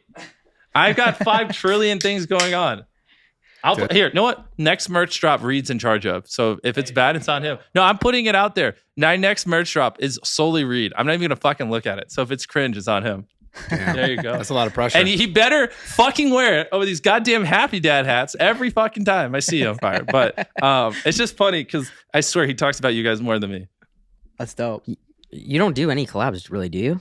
Not before. It's just hard. I'm trying to get into it because I think like one of the reasons why I wanted, well, obviously you guys are chill, so I wanted to hang out with you. But in general, I just want to do more podcasts because a lot of people re-upload them on TikTok and stuff Sure. like that. So it's like, even if this hypothetically got, we'll just say 1 million views, it could get hundreds of millions of views on TikTok if we just say some cool shit. So I think podcasts now are like more OP than they've So you ever were been. saying, right? That's what I was too? talking about. Yeah, 100%. It's crazy. It's like everywhere now. Exactly. But then we were talking about it too on the last pod. It also becomes like a double-edged sword because people take stuff out of context and Yeah. they're Oh my like, "This is God. this is that." Like the stuff, the Tate stuff. yeah, You know, how it's like he said this and then he said that, but then he also said this. A and lot like of picking- drama shit goes viral too. exactly. People love that. But I think like now is the best time to do podcasts than ever before. Like if you did a podcast 4 years ago, it's just the people who listen to it and that's it. And then after like a week, it's dead. Well- now it's like the clips are re-uploaded for months on months. It gets so many views outside of the actual podcast. It's a great time to I guess do a bunch. Tate kind of like started that too, right? Yeah, I would call it the Tate model, to be the honest. Tate model The too. clips, man. Yeah. It's actually crazy what he did, like opinions aside about him, but like what he did on TikTok is Yeah. fucking crazy. And basically just going on podcasts. Yeah. Like I think if you're an influencer, you should go on like a couple dozen podcasts. You should clip all the best parts and just put it in a folder and just give it to your fans and let them go start TikTok Right. accounts. Like they'll like literally promote you for free and go like an army, just shill your videos. do you think just on TikTok, or do you think that'll be a thing on Shorts too? Probably shorts as well. Yeah. Like it is interesting. Before you wanted all the content to yourself, like delete this account, Yeah. like. But now it's like reverse. It's like TikTok, you want as many fan pages as Yep. possible. Yeah. I won't say who, but the YouTuber with 20 million subscribers the other day. It's funny. He took the opposite stance. He's like, all these people keep re-uploading my videos on TikTok. And he sent me this one TikTok with like 30 million views where it was just a part of his video. And I was like, I just called him. I was like, you fucking dipshit. You know how many people of that 30 million had no clue who you were? How many viewers that drove to your videos? I was like, what the fuck are you going on Yeah, about? what You was he want to upset about? strike this? You want to strike these guys for promoting? And they're like, and you know, and then after I like really laid it out, he's like, you know what, you're right. And but he was like about to strike like hundreds of people who were What were his re-uploading him. negatives about that? He was just like, well, it spoils the videos, or now they're not going to watch my videos. And I just told him he was an idiot. Yeah. And like he understood it, but it agreed. It's like you definitely want people to re-upload your content now. It's OP. Shit just changes. So Yeah. like, It's Crazy. wild, man. I love the evolution of it because I do really love this kind of content. Yeah. But I have a question for you. So do you have no like personal time? Because you seem like the Yeah. gaming Well, wait, stuff. whoa. Yeah. We gotta talk about something. He just reminded me. Okay. You did a flip with Michael Keaton, Yes. which is crazy. I don't know if you saw this. I'm a poker. I love poker. He did. Oh, a we f- can play after this. We can. I'll do it. Okay. I'll play heads up if you want. For how much? 10K. 100K. It's a little deep. 50. I'll sponsor you. I'll do Oh, it. you will? I'll sponsor 100K you. heads up? If he'll sponsor Bro, it, we'll Reed, figure it my out. manager behind him is like, fuck. But it's I've played happening. a lot. But Okay, he'll back you. 100K. Okay, I'm in. Let's do it. If you're back me, I mean, how much percent do you want? Yeah, what's your You I'll down to back take half. 90? We'll Can you tack take half it. We'll tack 90%? half it. I'll take 10. I'll back half it. Yeah. Yeah, bro, I'm dead serious, Hey, though. Reed, I actually have a poker table outside this door. Don't play. even ask Shut me the why. fuck up. I do. Yo, I do. Say the Mr. I'll Beast play- video. What the fuck? I'll play. No, no. Poker table Go- right on. How Hey, long go- are you in? How long are you in LA for? Shut the fuck I'm here up. for a couple days. Yeah. I'll play Maybe heads we'll up. try to find a window. Okay, yeah, we can. Now do he's different backing out, but I'll play heads I'm up. in, bro. No, I'll back half to. Okay, but anyway, you played on, was it Poker After Dark? Yeah, something like that. That's So there's a sick. flip. It's basically flipping a coin. No, there was a different poker show. Poker After Dark. There was all these like big name people Who here. was there? Like Ted Cruz and Ninja was there, right? Yeah, like all these people. Wait, Ted Cruz as in? Yeah, the senator. Yeah, it was like Oh, the senator. or- Oh, what the fuck? Yeah, Governor. That's crazy. a lot of Governor DJs or out whatever. there. Oh, yeah, Senator. Yeah. You're right. Sorry. Yeah, You're right. so like all these people that I'd never met before, I showed up late. I don't remember what I was doing, and I sit down, and it was like a big game. Then it was like televised on Poker After Dark, and like firsthand, as a joke, I just went all in, and without even really looking at my cards. And then Phil Hellmuth beside me, I think he got pocket aces. You had Pocket Kings, right? Yeah. Oh yeah, I got pocket kings, and he got pocket aces. And as a joke, I was just like all in pre-flop, and he called it, and I lost firsthand. And then I just had to sit there the whole broadcast, like, well, I'm out. But anyways, the one you're talking So about. he the show after, he fucking plays poker and it's like flip. So you just put it in blind, and I Yeah. think it was 400K, right? I think it was 200K. Yeah, 200K puts in 200K, and it's just like whatever happens happens. 200K each. Yeah. Yeah, which is fucking That was crazy, Keaton lost bro. $1 million that game. Yeah. That was What wild. made you? So you're a Do big. you you're a big gamble? gambler? Back in the day, I used to be. Not anymore. But poker. So Poker's dope. yeah, I Yeah. love poker. Poker's sick. Yeah, I Wait, were you sweating at all when you flipped for 200K? Like, No, so I actually won a couple $1 million gambling one time, and then so whenever I gamble, I just pull from that. can you tell us And a so- story? I can tell you off the podcast. Okay. You'll find I out. love it. But it was more money than I should have won. But yeah, so I have this like I call it my little gambling fund, and so anytime I gamble, I just pull money out of that account. So it's great because it's all pure profit. It's not like my normal money.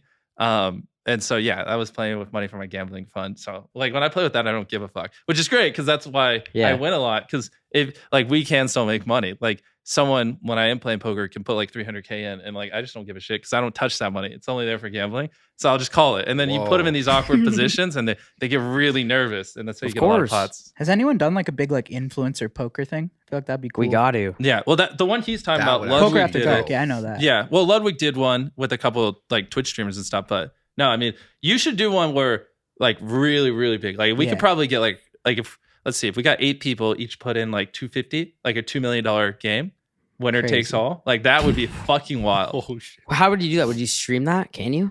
Yeah, of course you can stream it. You Poker's stream that's gonna go perfectly fine. crazy, Bro, bro. I feel like Steve would win that. You're actually probably pretty good. I feel like you know when to get it in and all that. Yeah, I would love to. If we could get like, I could probably dust you heads up. No. Would you buy in if it was like 250? Whoa. If he has an edge, if I can of make course. content around this, yeah. Yeah. Fuck it, Okay. There we go. If we got like you, Steve, Yeah. Kyle, Kyle's in. me, I'm sure. Like, yeah, we could We'll find get some 4 other other people. I'll sell Hit 95%. us up I'll if you're figure it in. out. Holy shit, that So- would be so much fun. You do like you obviously See, now this is the DJ in me. Now I'm like, fuck. I No, wanna we do need it. that. like so what else do you do with your free time then? Gambling's a little thing. sounds It's usually just like I was hooked on League of Legends for the longest like. time. Oh, let's go. What, you play What League? did you mean? Yeah, I love that shit. Oh yeah, I play Pikes. Shrooms or Leona. League of Legends? This guy Oh, goes I crazy. know, I love that Let's shit. go! Dude, I Let's love go. it. I just hosted a League of Legends tournament. It was me with 4 other influencers versus Ninja. We played on where was it at, Reed? Yeah, whatever. Yeah. What Yeah. ADC? No, but what league are you in? Like gold, diamond? Oh no. Okay, so I guess I'm not that official. I haven't Oh, played okay. that Well, then yet. never mind. But I feel like I've been playing for 10 years. I want to own a League of Legends team. oh shit. Yeah, I love League. So, So- that's we're probably next year or the year after going to buy a League team. How much money is in that shit? a lot. What? Yeah, how much is a franchise spot? Are we allowed to say? Okay, never mind. It's it's No, eight. Well, like roughly, like what's it's a, 8 figures. Wow. Yeah, that's Just- yeah, just that for a game. right That, to bro, play in that the game. That game is massive. Huge, Biggest yeah. game in the Is world. that what you're always playing, or you play other shit Yeah, too? You play I- Diablo. I play all that old stuff, but yeah, Yeah. I played it all. But it's I mostly love just League. that and watching content. I don't know. Right now, it's. I mean, like I don't. Fuck. It's funny. Just I just open my phone and just lot of people hitting you up. harassing me. Of course. But it's just basically every hour of the day from the time I wake up to the time I go to bed at the moment. It's just like until the end of the year. We're just, especially because we didn't upload as much, we got a lot of videos coming out. So it's not really much downtime, but you go through cycles. You can't be going 100 miles an hour all the time. This is what I'm Yeah. trying to get to. Like, there's no just like you just go sit in your backyard and not do anything. ever? I love listening to podcasts or reading audio biographies and stuff like that. But no, I got rid of all the computers in my house, so I don't play League. I haven't really played much the last 2 years. It's usually just watching content for inspiration or like learning about Napoleon or Alexander the Great or someone. Yeah, that's your downtime, learning. I love learning. Yeah. Do you watch other creators and try and get like creative or inspiration off them at this point? Honestly, I need people to watch. I feel like a lot of it is it's just kind of stale, and a lot of people are getting repetitive. Like so I like throwing on your guys' podcast and stuff like that, but. No, most of what I watch is like educational, like how America prints money or blah, blah, blah. It's like stuff like that. It's not entertainment based stuff. Like, is there any video that you have planned that's just so crazy that? Oh gosh. Well, the video we just finished filming, so we flew to India, and there's a legit $1 a night hotel in India where it's like a room this size and there's just mats on the floor, and you get one for $1 a night. So we flew there, we stayed at a $1 a night hotel, and then we worked our way up from the literal cheapest hotel on the planet to the most expensive. And like, I included everything, Airbnbs or blah, blah, anything you can rent for a night. So it was a $1 one. Then we went to $1,000 cave where you can rent this cave that's like a mile underground. And then we went to this place in the Maldives where it's like a $10,000 place, but it's underwater. So you see fishes and stuff. Yeah. And then we got a giant private island, blah, blah, blah. The like medicine room in Vegas, that was $100,000. And then the $1 million night one's like, this giant castle package. $1 million a night? Yeah, it's like people you do it for like weddings or like sweet 16s. Like wait, for a room people. Or what? You get the no, it's for a huge castle, and they do like a drone show. They have like a world-class chef fly out and like make you this crazy meal, and it's like $1 million a night. That's how ridiculous, good was the food, man? The food was great. It was like really 10 out good. of 10. No, well, it was like a 30-course meal. So if you just didn't like it, just skip it. Do they give you a bunch of chicks or? Wait, what? Like, do they provide women or no? Dude, what the fuck? Well, $1 million is crazy, bro. It's insane. No. But kind of ruined MrBeast's career. Now, yeah. What the hell? We'll cut that. But yeah, it was wild. They give you a hand job at the end? Yeah, like, come on, Steiny. No, they give you $100. $1 million on one night, bro. Yeah. No, it's insane. It's an insane number. Yeah. And so that's our coming out video. So it's interesting because you go from the very cheapest all the way to the most expensive. I think it's going to be one of our best videos. Yeah, that's awesome. That's cool as fuck. Damn. So you just like worldwide with your content, just like constant traveling. traveling. Was brutal. That was like 15 days of straight flying. I wanted to die by the end. Do you ever like, are you ever upset because you're like, yo, I didn't even get to enjoy that because I'm so focused on the content? Yeah, that one I thought would be more fun, but you know, like during the $1 million one, I had to like film everything, and I would never really just relax, so it wasn't as fun as I thought. Yeah, it was cool. It was crazy. It was a cool experience. I loved just going to India too. And how'd you do the milli? Was it a wire? To be honest, I just have people that handle that for me. I don't know how they pay them. That's fucking nuts. Damn, bro. What's your favorite place you've been, country wise? Ooh. Or like top 3? Honestly, I just like being at my studio in North Carolina. It's like every place is kind of the same to me, just different time zone, to be honest. I don't know if that's bad, but every time I'm abroad, I'm just like, fuck. I need to go back and work on creative, and I need to do this. And I feel like my world's falling apart if I like leave North Carolina for more than a week. Do you have a place outside of North Carolina where you like get the most love or you have the biggest fan presence? India, definitely. Our Indian audience is just absurd. So it's like our audience is America, then India, and then I think UK, Canada, then like, what is it? Into Philippines, right? Something like that. But I mean, YouTube gets more views per month from India than they do America. Like India is YouTube's largest audience. Fuck. Yeah. It's kind of crazy. But it's like there's 3 billion people in India. There's only 300 million in America. Yeah, so like, you know, even if everyone in America watched 10 videos a day, if only half the people in India watch like 7 a day, they still get more views. So it's like not even like a fair, you know, comparison. But that's the future, like 100%. Like India, you definitely need to like build your fan base over there because as more and more of them come online and the middle class grows, like they're going to become a juggernaut. How far ahead of the game do you feel compared to other YouTubers? Like, do you know, like, I've got 5 channels in different languages, all this. Yeah. I don't know how to answer that without sounding arrogant. So I think most YouTubers still only spend like 10 grand a video or whatever, and they don't put that much time into it, and they don't have a team, and they also, you know, if they made $5 million next year, would stop trying. Sure. You know? So it's like, I think very far ahead, to be honest. Yeah, I think most people just like, if like a lot of these YouTubers, they have $10 million in their bank account, which just factually would not upload a fraction of how much they do currently. For sure. Which obviously, if they're going to get up to this point, that will happen. And then I think that's where a lot of them fall off. Yeah. So you kind of have to be just like, I think Eric shares that same, like, just almost dumb, right? Like you have enough money where you just don't have to work anymore, but you keep going because you love it. And I think that's like very few people, like most people, $5-10 million is what they do. Very few people keep going and like want to live that hellish lifestyle where you're on the treadmill and you're just going and going and going, even when you don't have to be. What do you think makes those people different? Like, why are they like that? Why are you like that?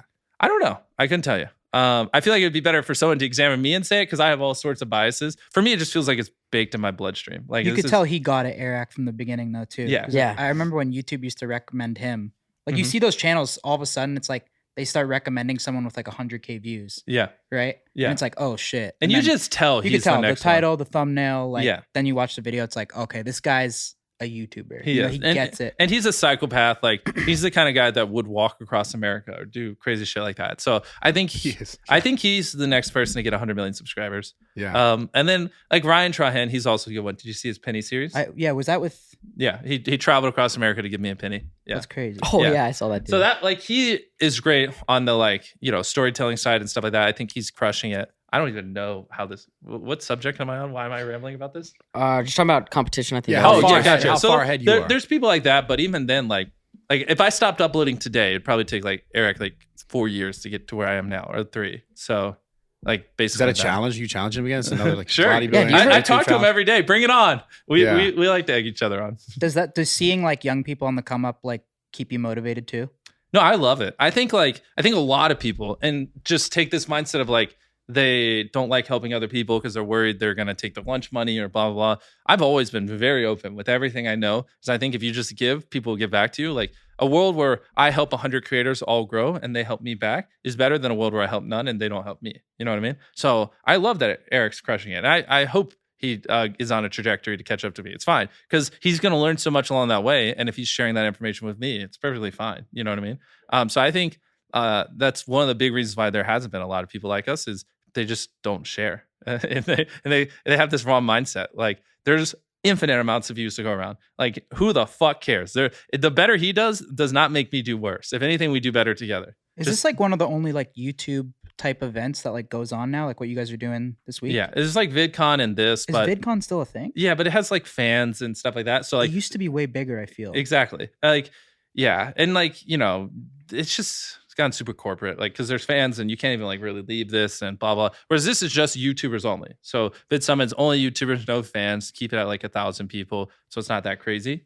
And yeah, I enjoy it. It's a lot of fun. Should get like all the top people like together for some type of shit. We do Yeah, that. I feel like like- we went to occasionally like a couple times a year. I'll just get like all the YouTubers I think are really crushing it, and we'll just hang out in like That's sick. a I cabin wasn't in the there. woods. and That's just, cool. Like You talk weren't there? shit. I wasn't there. That's cool. Yeah, Anyways, yeah. Well, You want to come next time? I mean, dude, I love The to more come, we but talk it's- I'm now- down. I love learning. Okay. I love I learning. mean, we have a YouTube. bodybuilding competition in about 6 months. Okay. So not me and him. No, him No, and Eric. yeah, Eric. Yeah, he's training Eric, and I got. What's my good training. with that?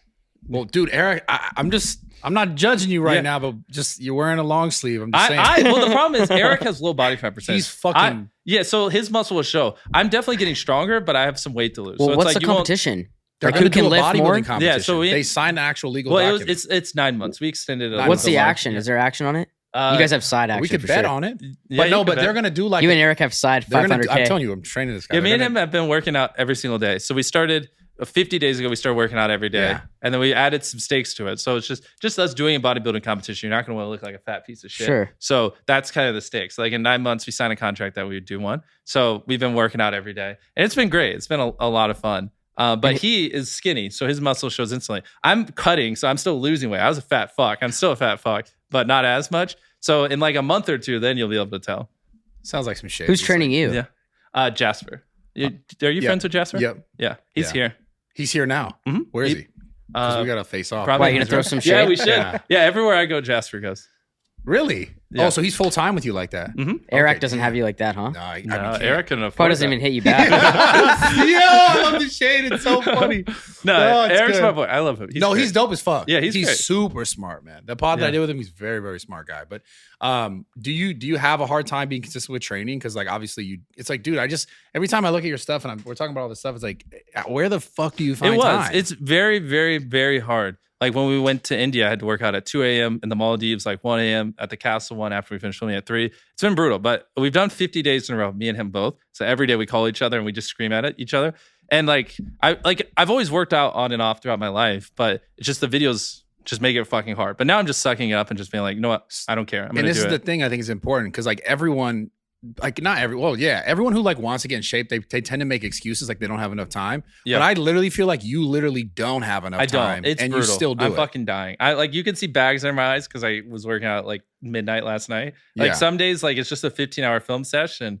You know, I know Eric's gonna call me, and so I got to get it in, or or I'm a fucking loser. So it's whatever, but we're making it work. Traveling's what kills. Yeah, me. how the fuck are you doing it? If I'm at home posted, like I'm barely partying, honestly. Yeah. Maybe once a week, if that. Yeah. How would you tell people who are listening to this who have a hard time staying consistent with training, like what requires? I think the number one thing is someone who's like tried to do it consistently a bunch, but even then I'm still like, give me a couple more months before I start giving advice because I'm only on day 50. But I think just having an accountability partner, like a real one that you respect, and like every fucking day you talk to them, and you guys like there have been days where like, you know, I filmed for literally 13 hours and I'm about to go to bed, and you know, I have that call with him, and he's like, get the fuck up right the fuck now. And I'm like, fuck. You kind of need that tough love. Yeah, exactly. Yeah. And so then I do. And like there have been times where I've literally yelled at him until he got out of bed and worked out. And like it's because he has a similar schedule to me. It's fucking brutal. Yeah. But I just want to get to that point where like eventually it just when I am jacked, hypothetically a year from now, I'm just not going to want to lose it. So, you know, I won't need it as much. But I think to get over that first hump, like there are days where you're motivated and there's days where you're not. And you just need someone on the days where they're not to pull you up. And on the days where you're motivated, you pull them up. And it kind of it works really well. Do you have like a vice where you're just so stressed out and you're like, dude, I gotta escape reality, or like anything like that? Probably anime, to be honest. Yeah. I like watching anime. It's fun. It just gets you out of your zone. What's the best anime shows? It depends. Dragon Ball Z. Have you watched any before? Dragon Ball Z? Does Yu-Gi-Oh count as anime back in the day? Yeah, of course. Yeah. Well, the thing is, it's hard to know because it's like just like older folks would be like these. Yu-Gi-Oh is dope. Yeah, Yu-Gi-Oh is fire. Dragon Ball. You should Dragon watch Ball Z is the best. But even it's OG. Yeah, I had all the God cards in Yu-Gi-Oh. We all did. Yu-Gi-Oh! My school actually banned. Wait, Yu-Gi-Oh what card? cards. Yeah, what cards did you do? Like Magic or Yu-Gi-Oh or Yu-Gi-Oh! Until my school banned it because they said it was of the devil when I was like, what the hell? 9. But a good show would be Death Note. I think you'd really like Death Note. Death Note? Watch it? Yeah. instead of It's on like Netflix. raging, maybe you should try that out. Dope. See how that goes for What, you. anime night? Rages? Sauna and then anime. That could be dope. You should try it. Yeah. I think you would really like it. It's basically like this guy has a book that you can write any name in the world in it, and the person will die. And then he tries to conquer the world.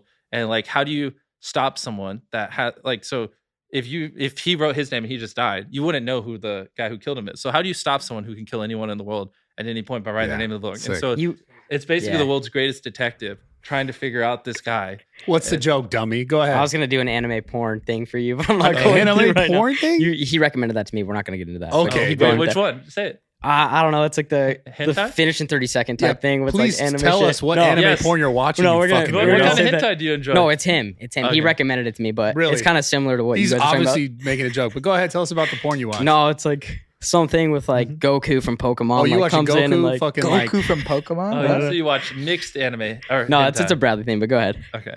Yeah. Nice Anyways, deflection, buddy. We're gonna get him hooked on anime. Have you haven't made him watch any? No, I can't make these guys do anything, man. Damn. the fuck? Yeah. They can't get you to show up on time. Just No, kidding. I was here, bro. No, hold on. I was here at 10:17. He I was. took He a was here shit. 8 minutes early. Yeah, I was here. He was here. Yeah, fuck that. He said 10:30. I'll show you the text. Yeah. But he didn't you're say right. 10:15. This They is did kind of me random. dirty. But have you ever thought of doing anything with space, Space, like in space? like for a video or just like? Yeah. Oh, There'll be something next year that. Yeah. God, tell us, bro. Well, that definitely. Yeah. What the fuck? You'll see something. Of course that's in. It's almost Wait, next unfathomable. year? Yeah, next Shit. year. We got something coming with Elon in like a few months. Okay, you're going to space as I well? think so, yeah. Since Shut you the faded fuck out. up. Wait, I'm would just you, joking. Mr. Beast? Would you go to space for the video? Again, sometime With next Jeff year. Bezos. That's the Go. one thing I can't really. Bezos? He's going on a blue whatever thing, whatever the fucking. Would you wouldn't go for the video if you like needed it? No, I'm going. Anyways, He doesn't want to say it. He's going to the fucking moon. I know, I wanna hear it. Clearly, No, something's it's going not on in the moon, space. but Somewhere it'll in be- space. He's Yeah. going crazier. Yeah. Damn, dude. Something like that. We're still finalizing things, so it's Is there any time where you're like, yo, I don't want to do this video? Or Oh, like, I'm fucking terrified of that because less than 1,000 people have gone to space, and think of all the people who have died on the way up. Fuck that. So anyways, I'm saying, but Wait, out of 1,000 people, how many? that's I don't want to. Space travel is great. It's safe. We'll find out when I go. What's that like sounds super sketchy. what video have you done where you've like been like, yo, I don't know if I want to do this one, or like you were just it made you like fuck this. For whatever reason I did a video where I spent 24 hours on ice, and that was probably the most miserable I've ever been in my entire Wait, what do you mean in ice? Because you can't spend 24 hours in ice. We built a house out of ice, and I lived in that house for a day. Like an igloo. Oh my God. But it was like fucking freezing. What'd you do all day? Well, we had like food, but it was like sitting on ice, which was the joke. And like we had this was back during the T-Series war. We had a giant statue of PewDiePie. So a lot of all the content was just ice. The T-Series. Yeah, and so I remember that. So you slept there too? Yeah. Did you sleep at all or no? But it was a bed of ice. Did you sleep? No, I was shivering the whole night. It was dumb, but whatever. People. How do you come up with that one? I don't know. I regret that video. It was painful. Did it do well? Yeah, people loved it. Weirdly enough, people love when I suffer. My most videos before Squid Game were when I was buried alive, solitary confinement, like shit like that. They love it. I remember the buried alive one. What was up with that? Like, how did you think of that? And then how do you know you're safe too? Is there any risks ever?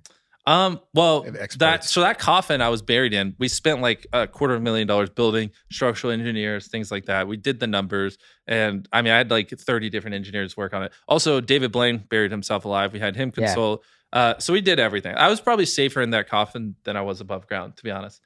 Dude, how do you not lose your mind when you do this shit? Well, for that one I couldn't do. No way. Well, you I couldn't either, but that's why you train for it. So like I would sleep in a coffin in my garage, then leading up to it to like just a couple hours, and just to like so I wouldn't have a panic, because like once they bury you, you're fucking buried. It's not like you just pop out, you know. Yeah, because that sounds exactly. Out, so I had to make sure I wouldn't just have a fucking panic attack when I was underground. So yeah, we just put a coffin in my garage, and I would just sleep in it every night until I like got comfortable and like used to not being able to move and stuff like that.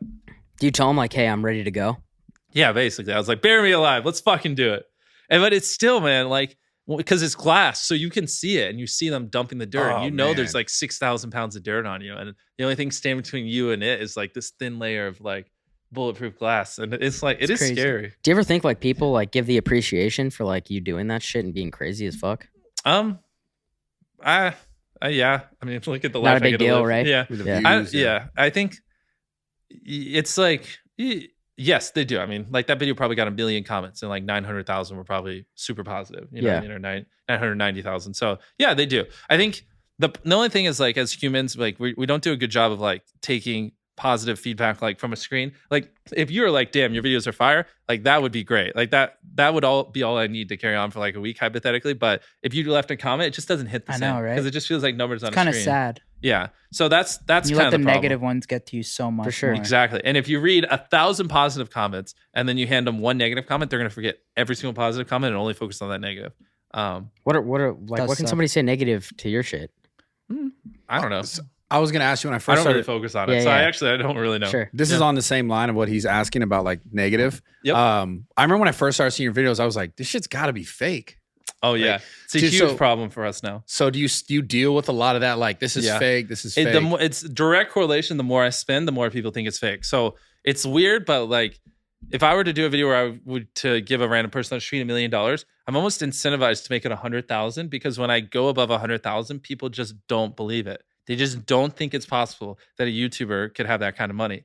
And so like anytime I give away $1 million in a video or a private island or like crazy shit like that, people just like, I'll get millions of people just be like, no, fake. There's just no way a fucking YouTuber could do that. Yeah. So it's like weird where I've reached the line where I actually have to dial back my content sometimes just so people think it's real. That's bound to happen. Crazy. Yeah, for sure. With what we you get do that too. all the time too. That's fake. It's fake. Yeah, but it's even more like a private island that you be able to get a private island, build a house on it, build a runway, helicopter pad, all this stuff. Like it's even more extreme where like they're just like so many people just are so convinced it's not real. You gave someone a private island, cost about $1 million. Yeah, we've done it a couple times. Yeah. It's like I tried to convince Steve one time to do a video where he had to spend 24 hours on a jet ski, like in the ocean, because it just would have been so Dude, funny. That would have been fun. But he wouldn't do it. It would have been hilarious though, right? Hey, Bro, if You think you could do that?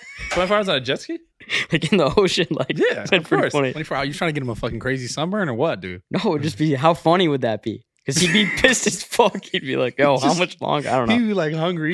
That's Yeah. all. It'd What be about like food. we talked about the analytics, but what about the science that, like, of your actual videos, like the actual content? Like, I feel like they're obviously just so like it's like mesmerizing, like how fast paced they are. Do you have like a formula for that, or like how did you guys like think to make them that fast paced? Yeah, I mean, so at its core, the videos, I just make them in a way where I find them entertaining. So usually I'll do like 15, 20 revisions, and I'll just go till like, okay. 15 to 20? Yeah. Like our newest video, I did 19 revisions, the one we just uploaded. So you'll just watch it from beginning to end and be like, cut that out, do this. Yeah, do that. no, sometimes I go in there and do a bullpen session where, because like, so like our last video, Survive 100 Days in a Circle, win $500,000. Like that video, we had over 10,000 hours worth of footage. So literally we had cameras rolling for 100 days straight. And then he's vlogging, and we have hundreds of hours of him vlogging. And the times I come in, we have 100+ hours. And so it's like, holy fuck, how do you make a story out of 10,000 hours of footage? How do you make a 15, 20-minute video? And so it's a lot that goes into it. Because sometimes, like, you know, the editors will take one direction, and I'll be like, no, I think we should take it this direction. Or sometimes we'll just like, you know, like, well, on day 4th of July, we'll just do this giant fireworks show and go all out and do all this crazy stuff. And it won't even make it in because it just gets lost in the sea of 10,000 hours of footage. Because like that's over a year of footage. So like to watch that all, you'd have to sit there for an entire year just to watch all the footage we recorded. So it's just like a lot of that kind of stuff where, you know, you just go back and forth. But to go on Kyle's question, you have like a number of cuts or edits you have? Because I know you were mentioning, I heard you on Joe's podcast again, where you were talking about you guys looked at how many edits were in a video that did well versus a video that didn't do as well, like how many camera angles changes. Well, at the end of the day, which you guys have a perfect example here, like if you were to, it's usually around like whatever. I'll just pull a number. Like it's a couple of seconds. I don't know the exact one, but we'll say 5 seconds. If you were to just talk to a camera for 5 seconds in a video and it not cut, it does get really bland. So usually like you want to have like a B cam and a C cam. It's like if I talk to this camera and mid-sentence you cut to that, and then before I finish you cut back to the middle one, it's infinitely more entertaining than if you just keep it on the middle one. So like there's just a lot of simple things like that where it's not, I can't tell you the overarching strategy, but that plus like with how you do the music and the framing and that kind of stuff, it all kind of adds up in a way where, yeah, but the thing is I don't have any like golden rules. It's all just like what is entertaining, you know, like what makes it good. Like I feel like I've studied so much that I've just trained my brain to be a neural network to just recognize when a video is good or when a person won't watch. And also you have to put yourself in the shoes of different demographics. So I'll be like, okay, if I was like, let's say like, I don't know, a guy that loves playing Minecraft, you know, and I'm like fucking 15 and I'll watch with that mindset and I'll be like, yeah, this part would be boring. This joke sucks. And then I'll be like, all right, now let me watch from the standpoint of like a fucking 30-year-old mom watching with their kid. And they'll be like, oh, I won't understand this part. I'd like this. So you also have to like, because you can only focus on one perspective at a time. So you also have to kind of like brain shift around your demographic too, to like, you know, make sure it fits all of them. Because you can't optimize for the moms, for the dads, for the teenager that plays video games, for the, you know, girl that's watching because her brother watches it, for this person, for the 20-year-old in college, all at the same time. You have to like literally like switch your brain to like view it from different perspectives. So how do you find the balance of it? Yeah, you know. Well, at the end of the day, I make videos that I like, but it's just kind of like with all that in mind. So I'll just go with whatever I find the most entertaining. But you want to keep all those perspectives because with that 100 or 10,000 hours of footage, I have a lot of different ways I can take it. So it's like there are like 100 different ways I can make that video where I'll still like it, and then I just kind of find the one that's the middle ground.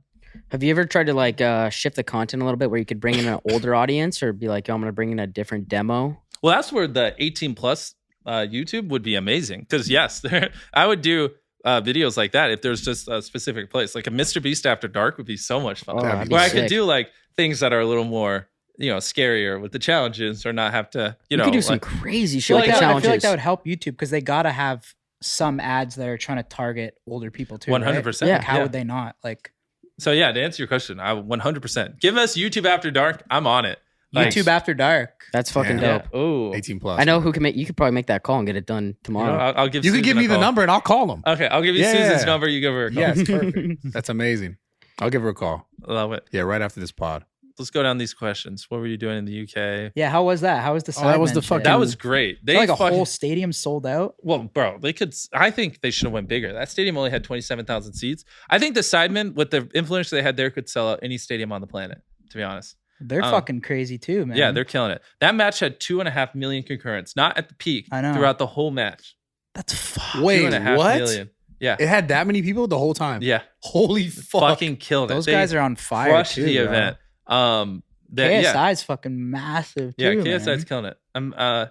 It's like cool to see him. Well, just in general, right? Because soccer has a lot of players. So there's what, like 25 people there between both teams? No, 30. Like 30, and they're all big names. Like, I mean, that event was destined to kill it. Honestly, it inspired me a lot. I want to do like an influencer basketball event or something. Because like I think not enough creators are.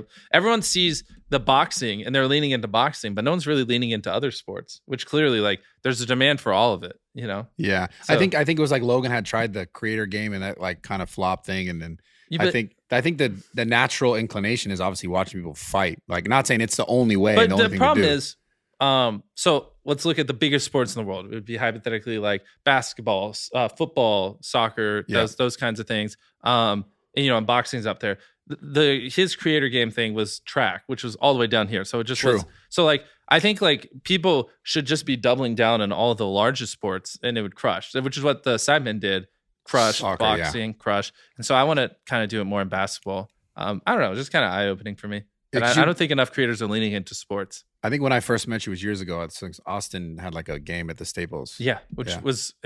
I don't know how many concurrents I had, but I know they sold it out, and that was a ton of fun. Yeah, it's also just fun. Yeah. So do you have any plans for stuff like that? Like, are you going to, obviously you do all this content, you make all these videos, and you have your businesses, but are you going to try to do more things in the same space, but like, I guess differently? Like, would you do more stuff like this that are just like kind of outside of, or would it just be another piece of content? No, I want to do like, no, like a live stream that's not content. Like, I would love to, you know, next year, let me get some training and be like, yo, Dude Perfect, $1 million game of basketball. We both put up $1 million, winner takes all. MrBeast squad versus Dude Perfect squad. Like, something like that would be great. They just opened a new headquarters or something, right? Or they announced plans for it or something whatever. like that, yeah. So like, I guess like it's almost like more collab driven stuff. Yeah, that. But I also think like influencer versus celebrities. Like, if you got Drake and all those other people that ball, like Justin and them, versus like all the biggest YouTubers, I think that would also like break the fucking internet. Like, who wouldn't watch that? But do you think they would do it? Because it's like, do you think some celebrities feel like they're bigger than some obviously creators? I feel like times are changing, maybe, but they shouldn't anymore. If anything, they would lean into it and just, you know, grow off our audience. Yeah, they should. Sure. Have you ever been like starstruck, or has anybody hit you up where you're like, holy shit? Not really anymore. Yeah, I don't really know. Like, who would starstruck you? I mean, I guess Elon. If I met Elon, I would be starstruck. That's the one person. Yeah. It's like Elon and Kim Jong-un. I mean, I guess I would be starstruck. I might also die. we might go there. So might become a you should come with. I want to go to North Korea. Fuck. You sure? Yeah, I want to go. Wouldn't they like? No, but it got to be like there's a way to do it. Like Dennis Rodman went there. Yeah. And we've had him on the pod. So but I think they like hate America now? I don't know. I saw this documentary. Apparently Kim Jong-un, you know, he went to high school in Europe. Really? So it's like I think he's a little more like westernized. But I don't know. I think if it was like we'd have to be invited by them. But what if you went over there and then Biden just drops? I wouldn't go when Biden is in office. Yeah. Like Biden just drops some new sanctions on them or whatever, and they're like, no, fuck it, Nelk's our pawn. If Trump was in office, I'd go because I feel like he'd be a little better negotiating. Like if something went wrong. Yeah. I feel like Trump would try to get you out. He definitely would. Yeah. Because he got Rocky out of Switzerland or something, right? Yeah. Biden would like fall off another bike or something. Yeah, he got ASAP Rocky home. I was like, that was so random, but funny. Know. It's crazy. I saw you said you might want to run for president one day? I think it'd be fun, but we'll see. I think I could win. It's just a question of who would win, you or Logan? Me or Logan? Yeah. If you had to run against each other. Like, let's say, so this is 20 years from now, not currently, but like 20 years from now, let's say if I had $100 billion and then I would give it all away and be like, I can't be bought, give away all my money, and then just actually do whatever's good for people and not have political agendas, not give a shit about lobbying, just genuinely just do whatever the fuck's good. Please. And then I just don't see why people wouldn't vote for me. I mean, Logan, you know, he'd be I'd fucking vote for that. But I think, like, you know, everyone's so old. It's like we need to just age down the president just a little bit. You know what I mean? Like, do they have to keep being fucking 70 and 80? Like, Can they be more like 40 or 50? Yeah, that's- You got to go in with your own money too. Yeah, Yeah, you that's a can't banger can't be thumbnail for you bought. too. I ran for, You're Yeah. stupid. I ran for president. That would be a banger. That's huge fucking video. crazy. Hey, Dude, if that's really I'm funny. giving random people that vote for me $1 million. Yeah. I'm pretty sure that's illegal. But if It's not, got to be, 100%. imagine if that's legal, but you can't bash other alcohol companies. I still can't get over that. It's fine. Here, I'll do it for you. It's so political. I'll do it for you. Fuck Budweiser. There we go. Who else is out there? Fuck White Claw. Yeah. Are those the only ones? How do you That's good. bash Hershey's when you bash Hershey's? I just throw their bar at the wall and stomp on it. This Oh, is nice. trash. That's No, so that's crazy. industry is so political. This is the like it's regulations. all That's controlled wild. by like it's Just all old money, ass bro. guys Yeah. that are used to it. And it's funny because you're gonna like 3 or 4 years from now when you guys are exponentially bigger than you currently are, you're just gonna be that guy that they just all fucking hate because you're just fucking up the industry and they just have this money printing machine and then they're gonna be like, fuck. There's so many rules that I see that we can't do, but because like we're such a target, you Yeah. know, like they could easily just outspend They- us they like in a w- lawsuit or something Yeah. like that. But then I'll see other people do it, like the biggest players, and I'm like, oh my god, like they're getting away with like illegal shit. Just 'cause they can. Because they can. Yeah, because no 'Cause one it's cares just- if they're You you talk bought about and certain controlled. advertising of like the relationship with their product. Yeah, sellers. like I'm sure Budweiser's tight with the fucking California liquor board like person. Wait, right? there's Like, a they liquor board? or like the liquor, yeah, like the people Wow. that control the liquor laws in California, like they probably grab dinner Crazy. like 3 times a year, right? Yeah. Like, Oh, you know definitely. how it is. It's all Yeah. politics. Like, Yeah. You That's said you said at first your mom wanted you to go to community college. Yeah. How supportive of you is she now? Oh, she's great. She loves it. Yeah. She actually still helps. The thing is, like, I don't know the login to my bank accounts or like literally anything. I don't really know where any of my money is. So, Yeah. because I have people who take care of it. So her job is just to make sure they're not stealing money and take care of all that stuff, which is great. Because Yeah. there's no one on the planet you can trust more than your mom. Yeah. Because, like, I mean, literally someone could just siphon away a couple $1 million and I just literally wouldn't know for probably 5 years because I just Is don't there like handle a that. I told you so moment, or are you just like, Oh yeah, of course. But I mean, I love her. The thing is, like, you know, she's a single mom, and we didn't have much money growing up and stuff like that. So like, it's great. I love spoiling her. Like, Yeah. it's crazy. Statistically, it's just like 1 in a trillion that I am where I am Sure. for how we came up and how we got here. So it definitely wasn't easy. There was many nights where, you know, she just wants me to do my high school homework and study. And that we would just fight and like yell at each other. And I'd just be like, I'm not doing it. I want to make videos. And she'd be like, what the fuck does that mean? And she just didn't understand, which how would she, you know? yeah? I think Brad's gonna ask, but I'm kind of curious. Like, how do you even start? Like, yo, there's a play here, or like, yo, I can start uploading. I on didn't YouTube. tell her I had a channel till I had 10,000 subscribers. So she just Oh. thought I was talking to people in my room. And a lot of times I'd wait till she went to bed. Do you have any brothers or sisters? Yeah, I have a brother. What I does he honestly do? feel like Steiny went to the bathroom and put the Joe Rogan podcast on because it was very early on the Joe Rogan podcast. Came Yeah. back, was like, "So your mom told you to do no, I already watched that. Okay, dude. I don't. Yeah. I don't Yeah, that have was to like in the mention. Yo, I first watch 7 Joe minutes Rogan of the every pod. time what I ask was that questions. like? How did that come about? What the Like you being on Joe Rogan? Oh, that was That's fucking great. crazy, bro. How did that come about? I think I just shot him a DM on Instagram, and then he just was like, "Yeah, fuck yeah, let's do it." No, he was really cool, really down to earth. I had a lot of fun. He's almost like a dad. It's like sounds weird to say, He's the but man, like yeah. that's Yeah, he's exactly how dope. I would like put it. And I like how he just, you know, objectively just wants to learn, and he just will talk to anyone and just you know put things just.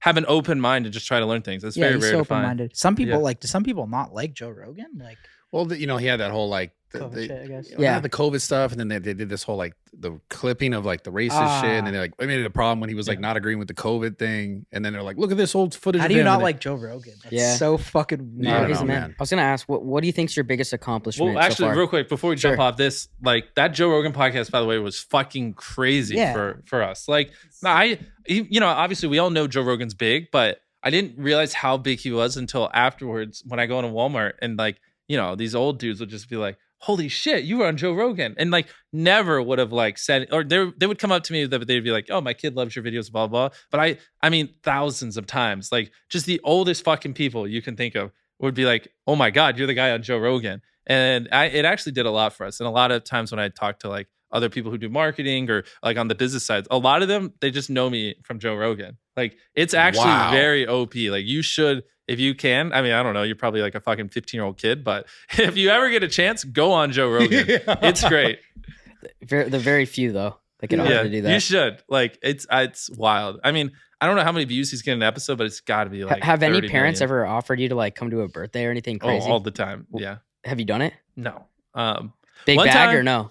Well, one time I was really, really busy, and I just like this one billionaire really wanted me to say hi. Well, I'm not gonna go in depth, but someone wanted me to say video something hi to or go video hi to kid, and so it like I was just like, I mean, I just don't care. I got to film. Like no, and then he was like, price, name a price. And I was like, $250,000, and he was like, sure. Like, oh my shit. God. So there we go. It was like a 1 minute video. What? Where I just said hi, and then he paid me for it. Fuck the cameo. app. Yo, Yeah. that's insane. Yeah. That's one of the craziest things I've ever heard. Yeah, because I just pulled a number on my ass because I was like, bro, I'm sorry. Did you I just actually get the swung. money? Yeah, of course. Wow.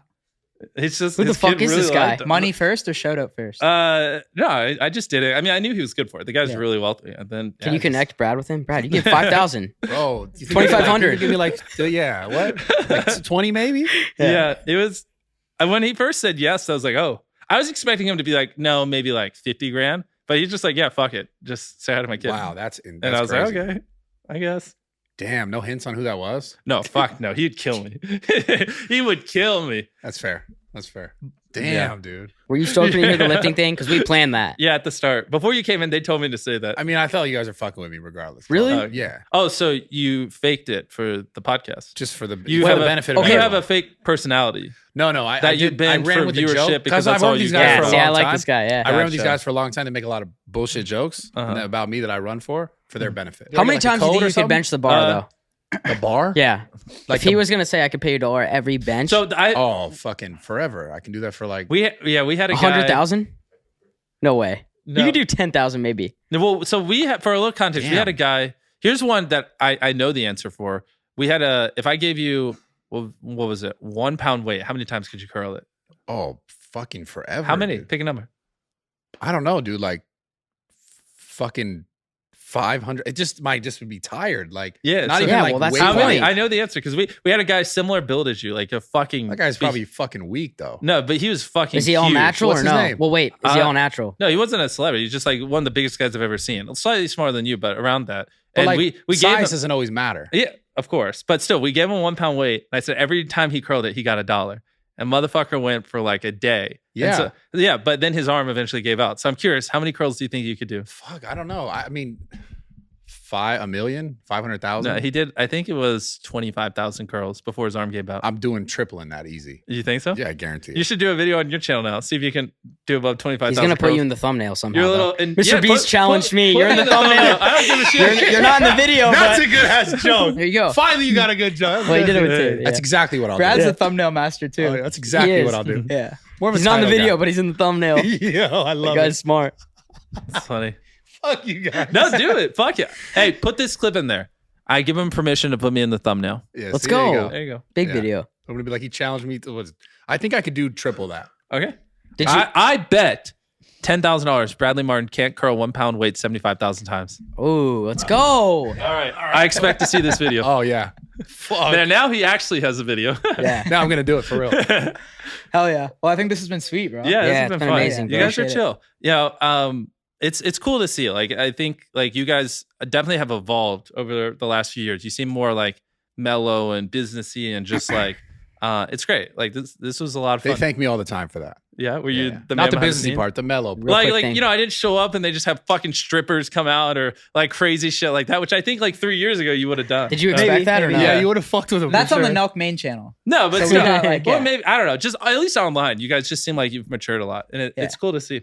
I'm fired up for short form content now. Yeah, Yeah. I'm really hyped on shorts. Because I feel like we've been hitting like a bit of a like wall like recently, but I feel like short form content too is like The I'm wave. really excited for that for some reason. Yeah. It's good for us. You don't got to too. get stuck on like expanding an idea too much. It's just like that idea quick. Exactly. You don't got to overthink it. I don't know. It's cool. Yeah, he just 6 months to make a video. Did you hear that? Yeah, you were in the bathroom. When Oh, we He was were in the bathroom. Yeah, you walked away. He was talking about the Well, time here's of the thing. production. So we've already signaled that the podcast is ending, so people are leaving in droves. Yeah. So you should end it All right. like now. Dude, look at that expert shit All right, right we're there. Bye. Fuck Beast, with that. Mr. Beast, you're the man. Thank Yes, you, bro. thank you, You're man. the You're man. awesome. Thank you, You guys man. killed That was it. cool. Hell yeah. Good shit. Good. That was awesome. That was amazing. Holy fuck.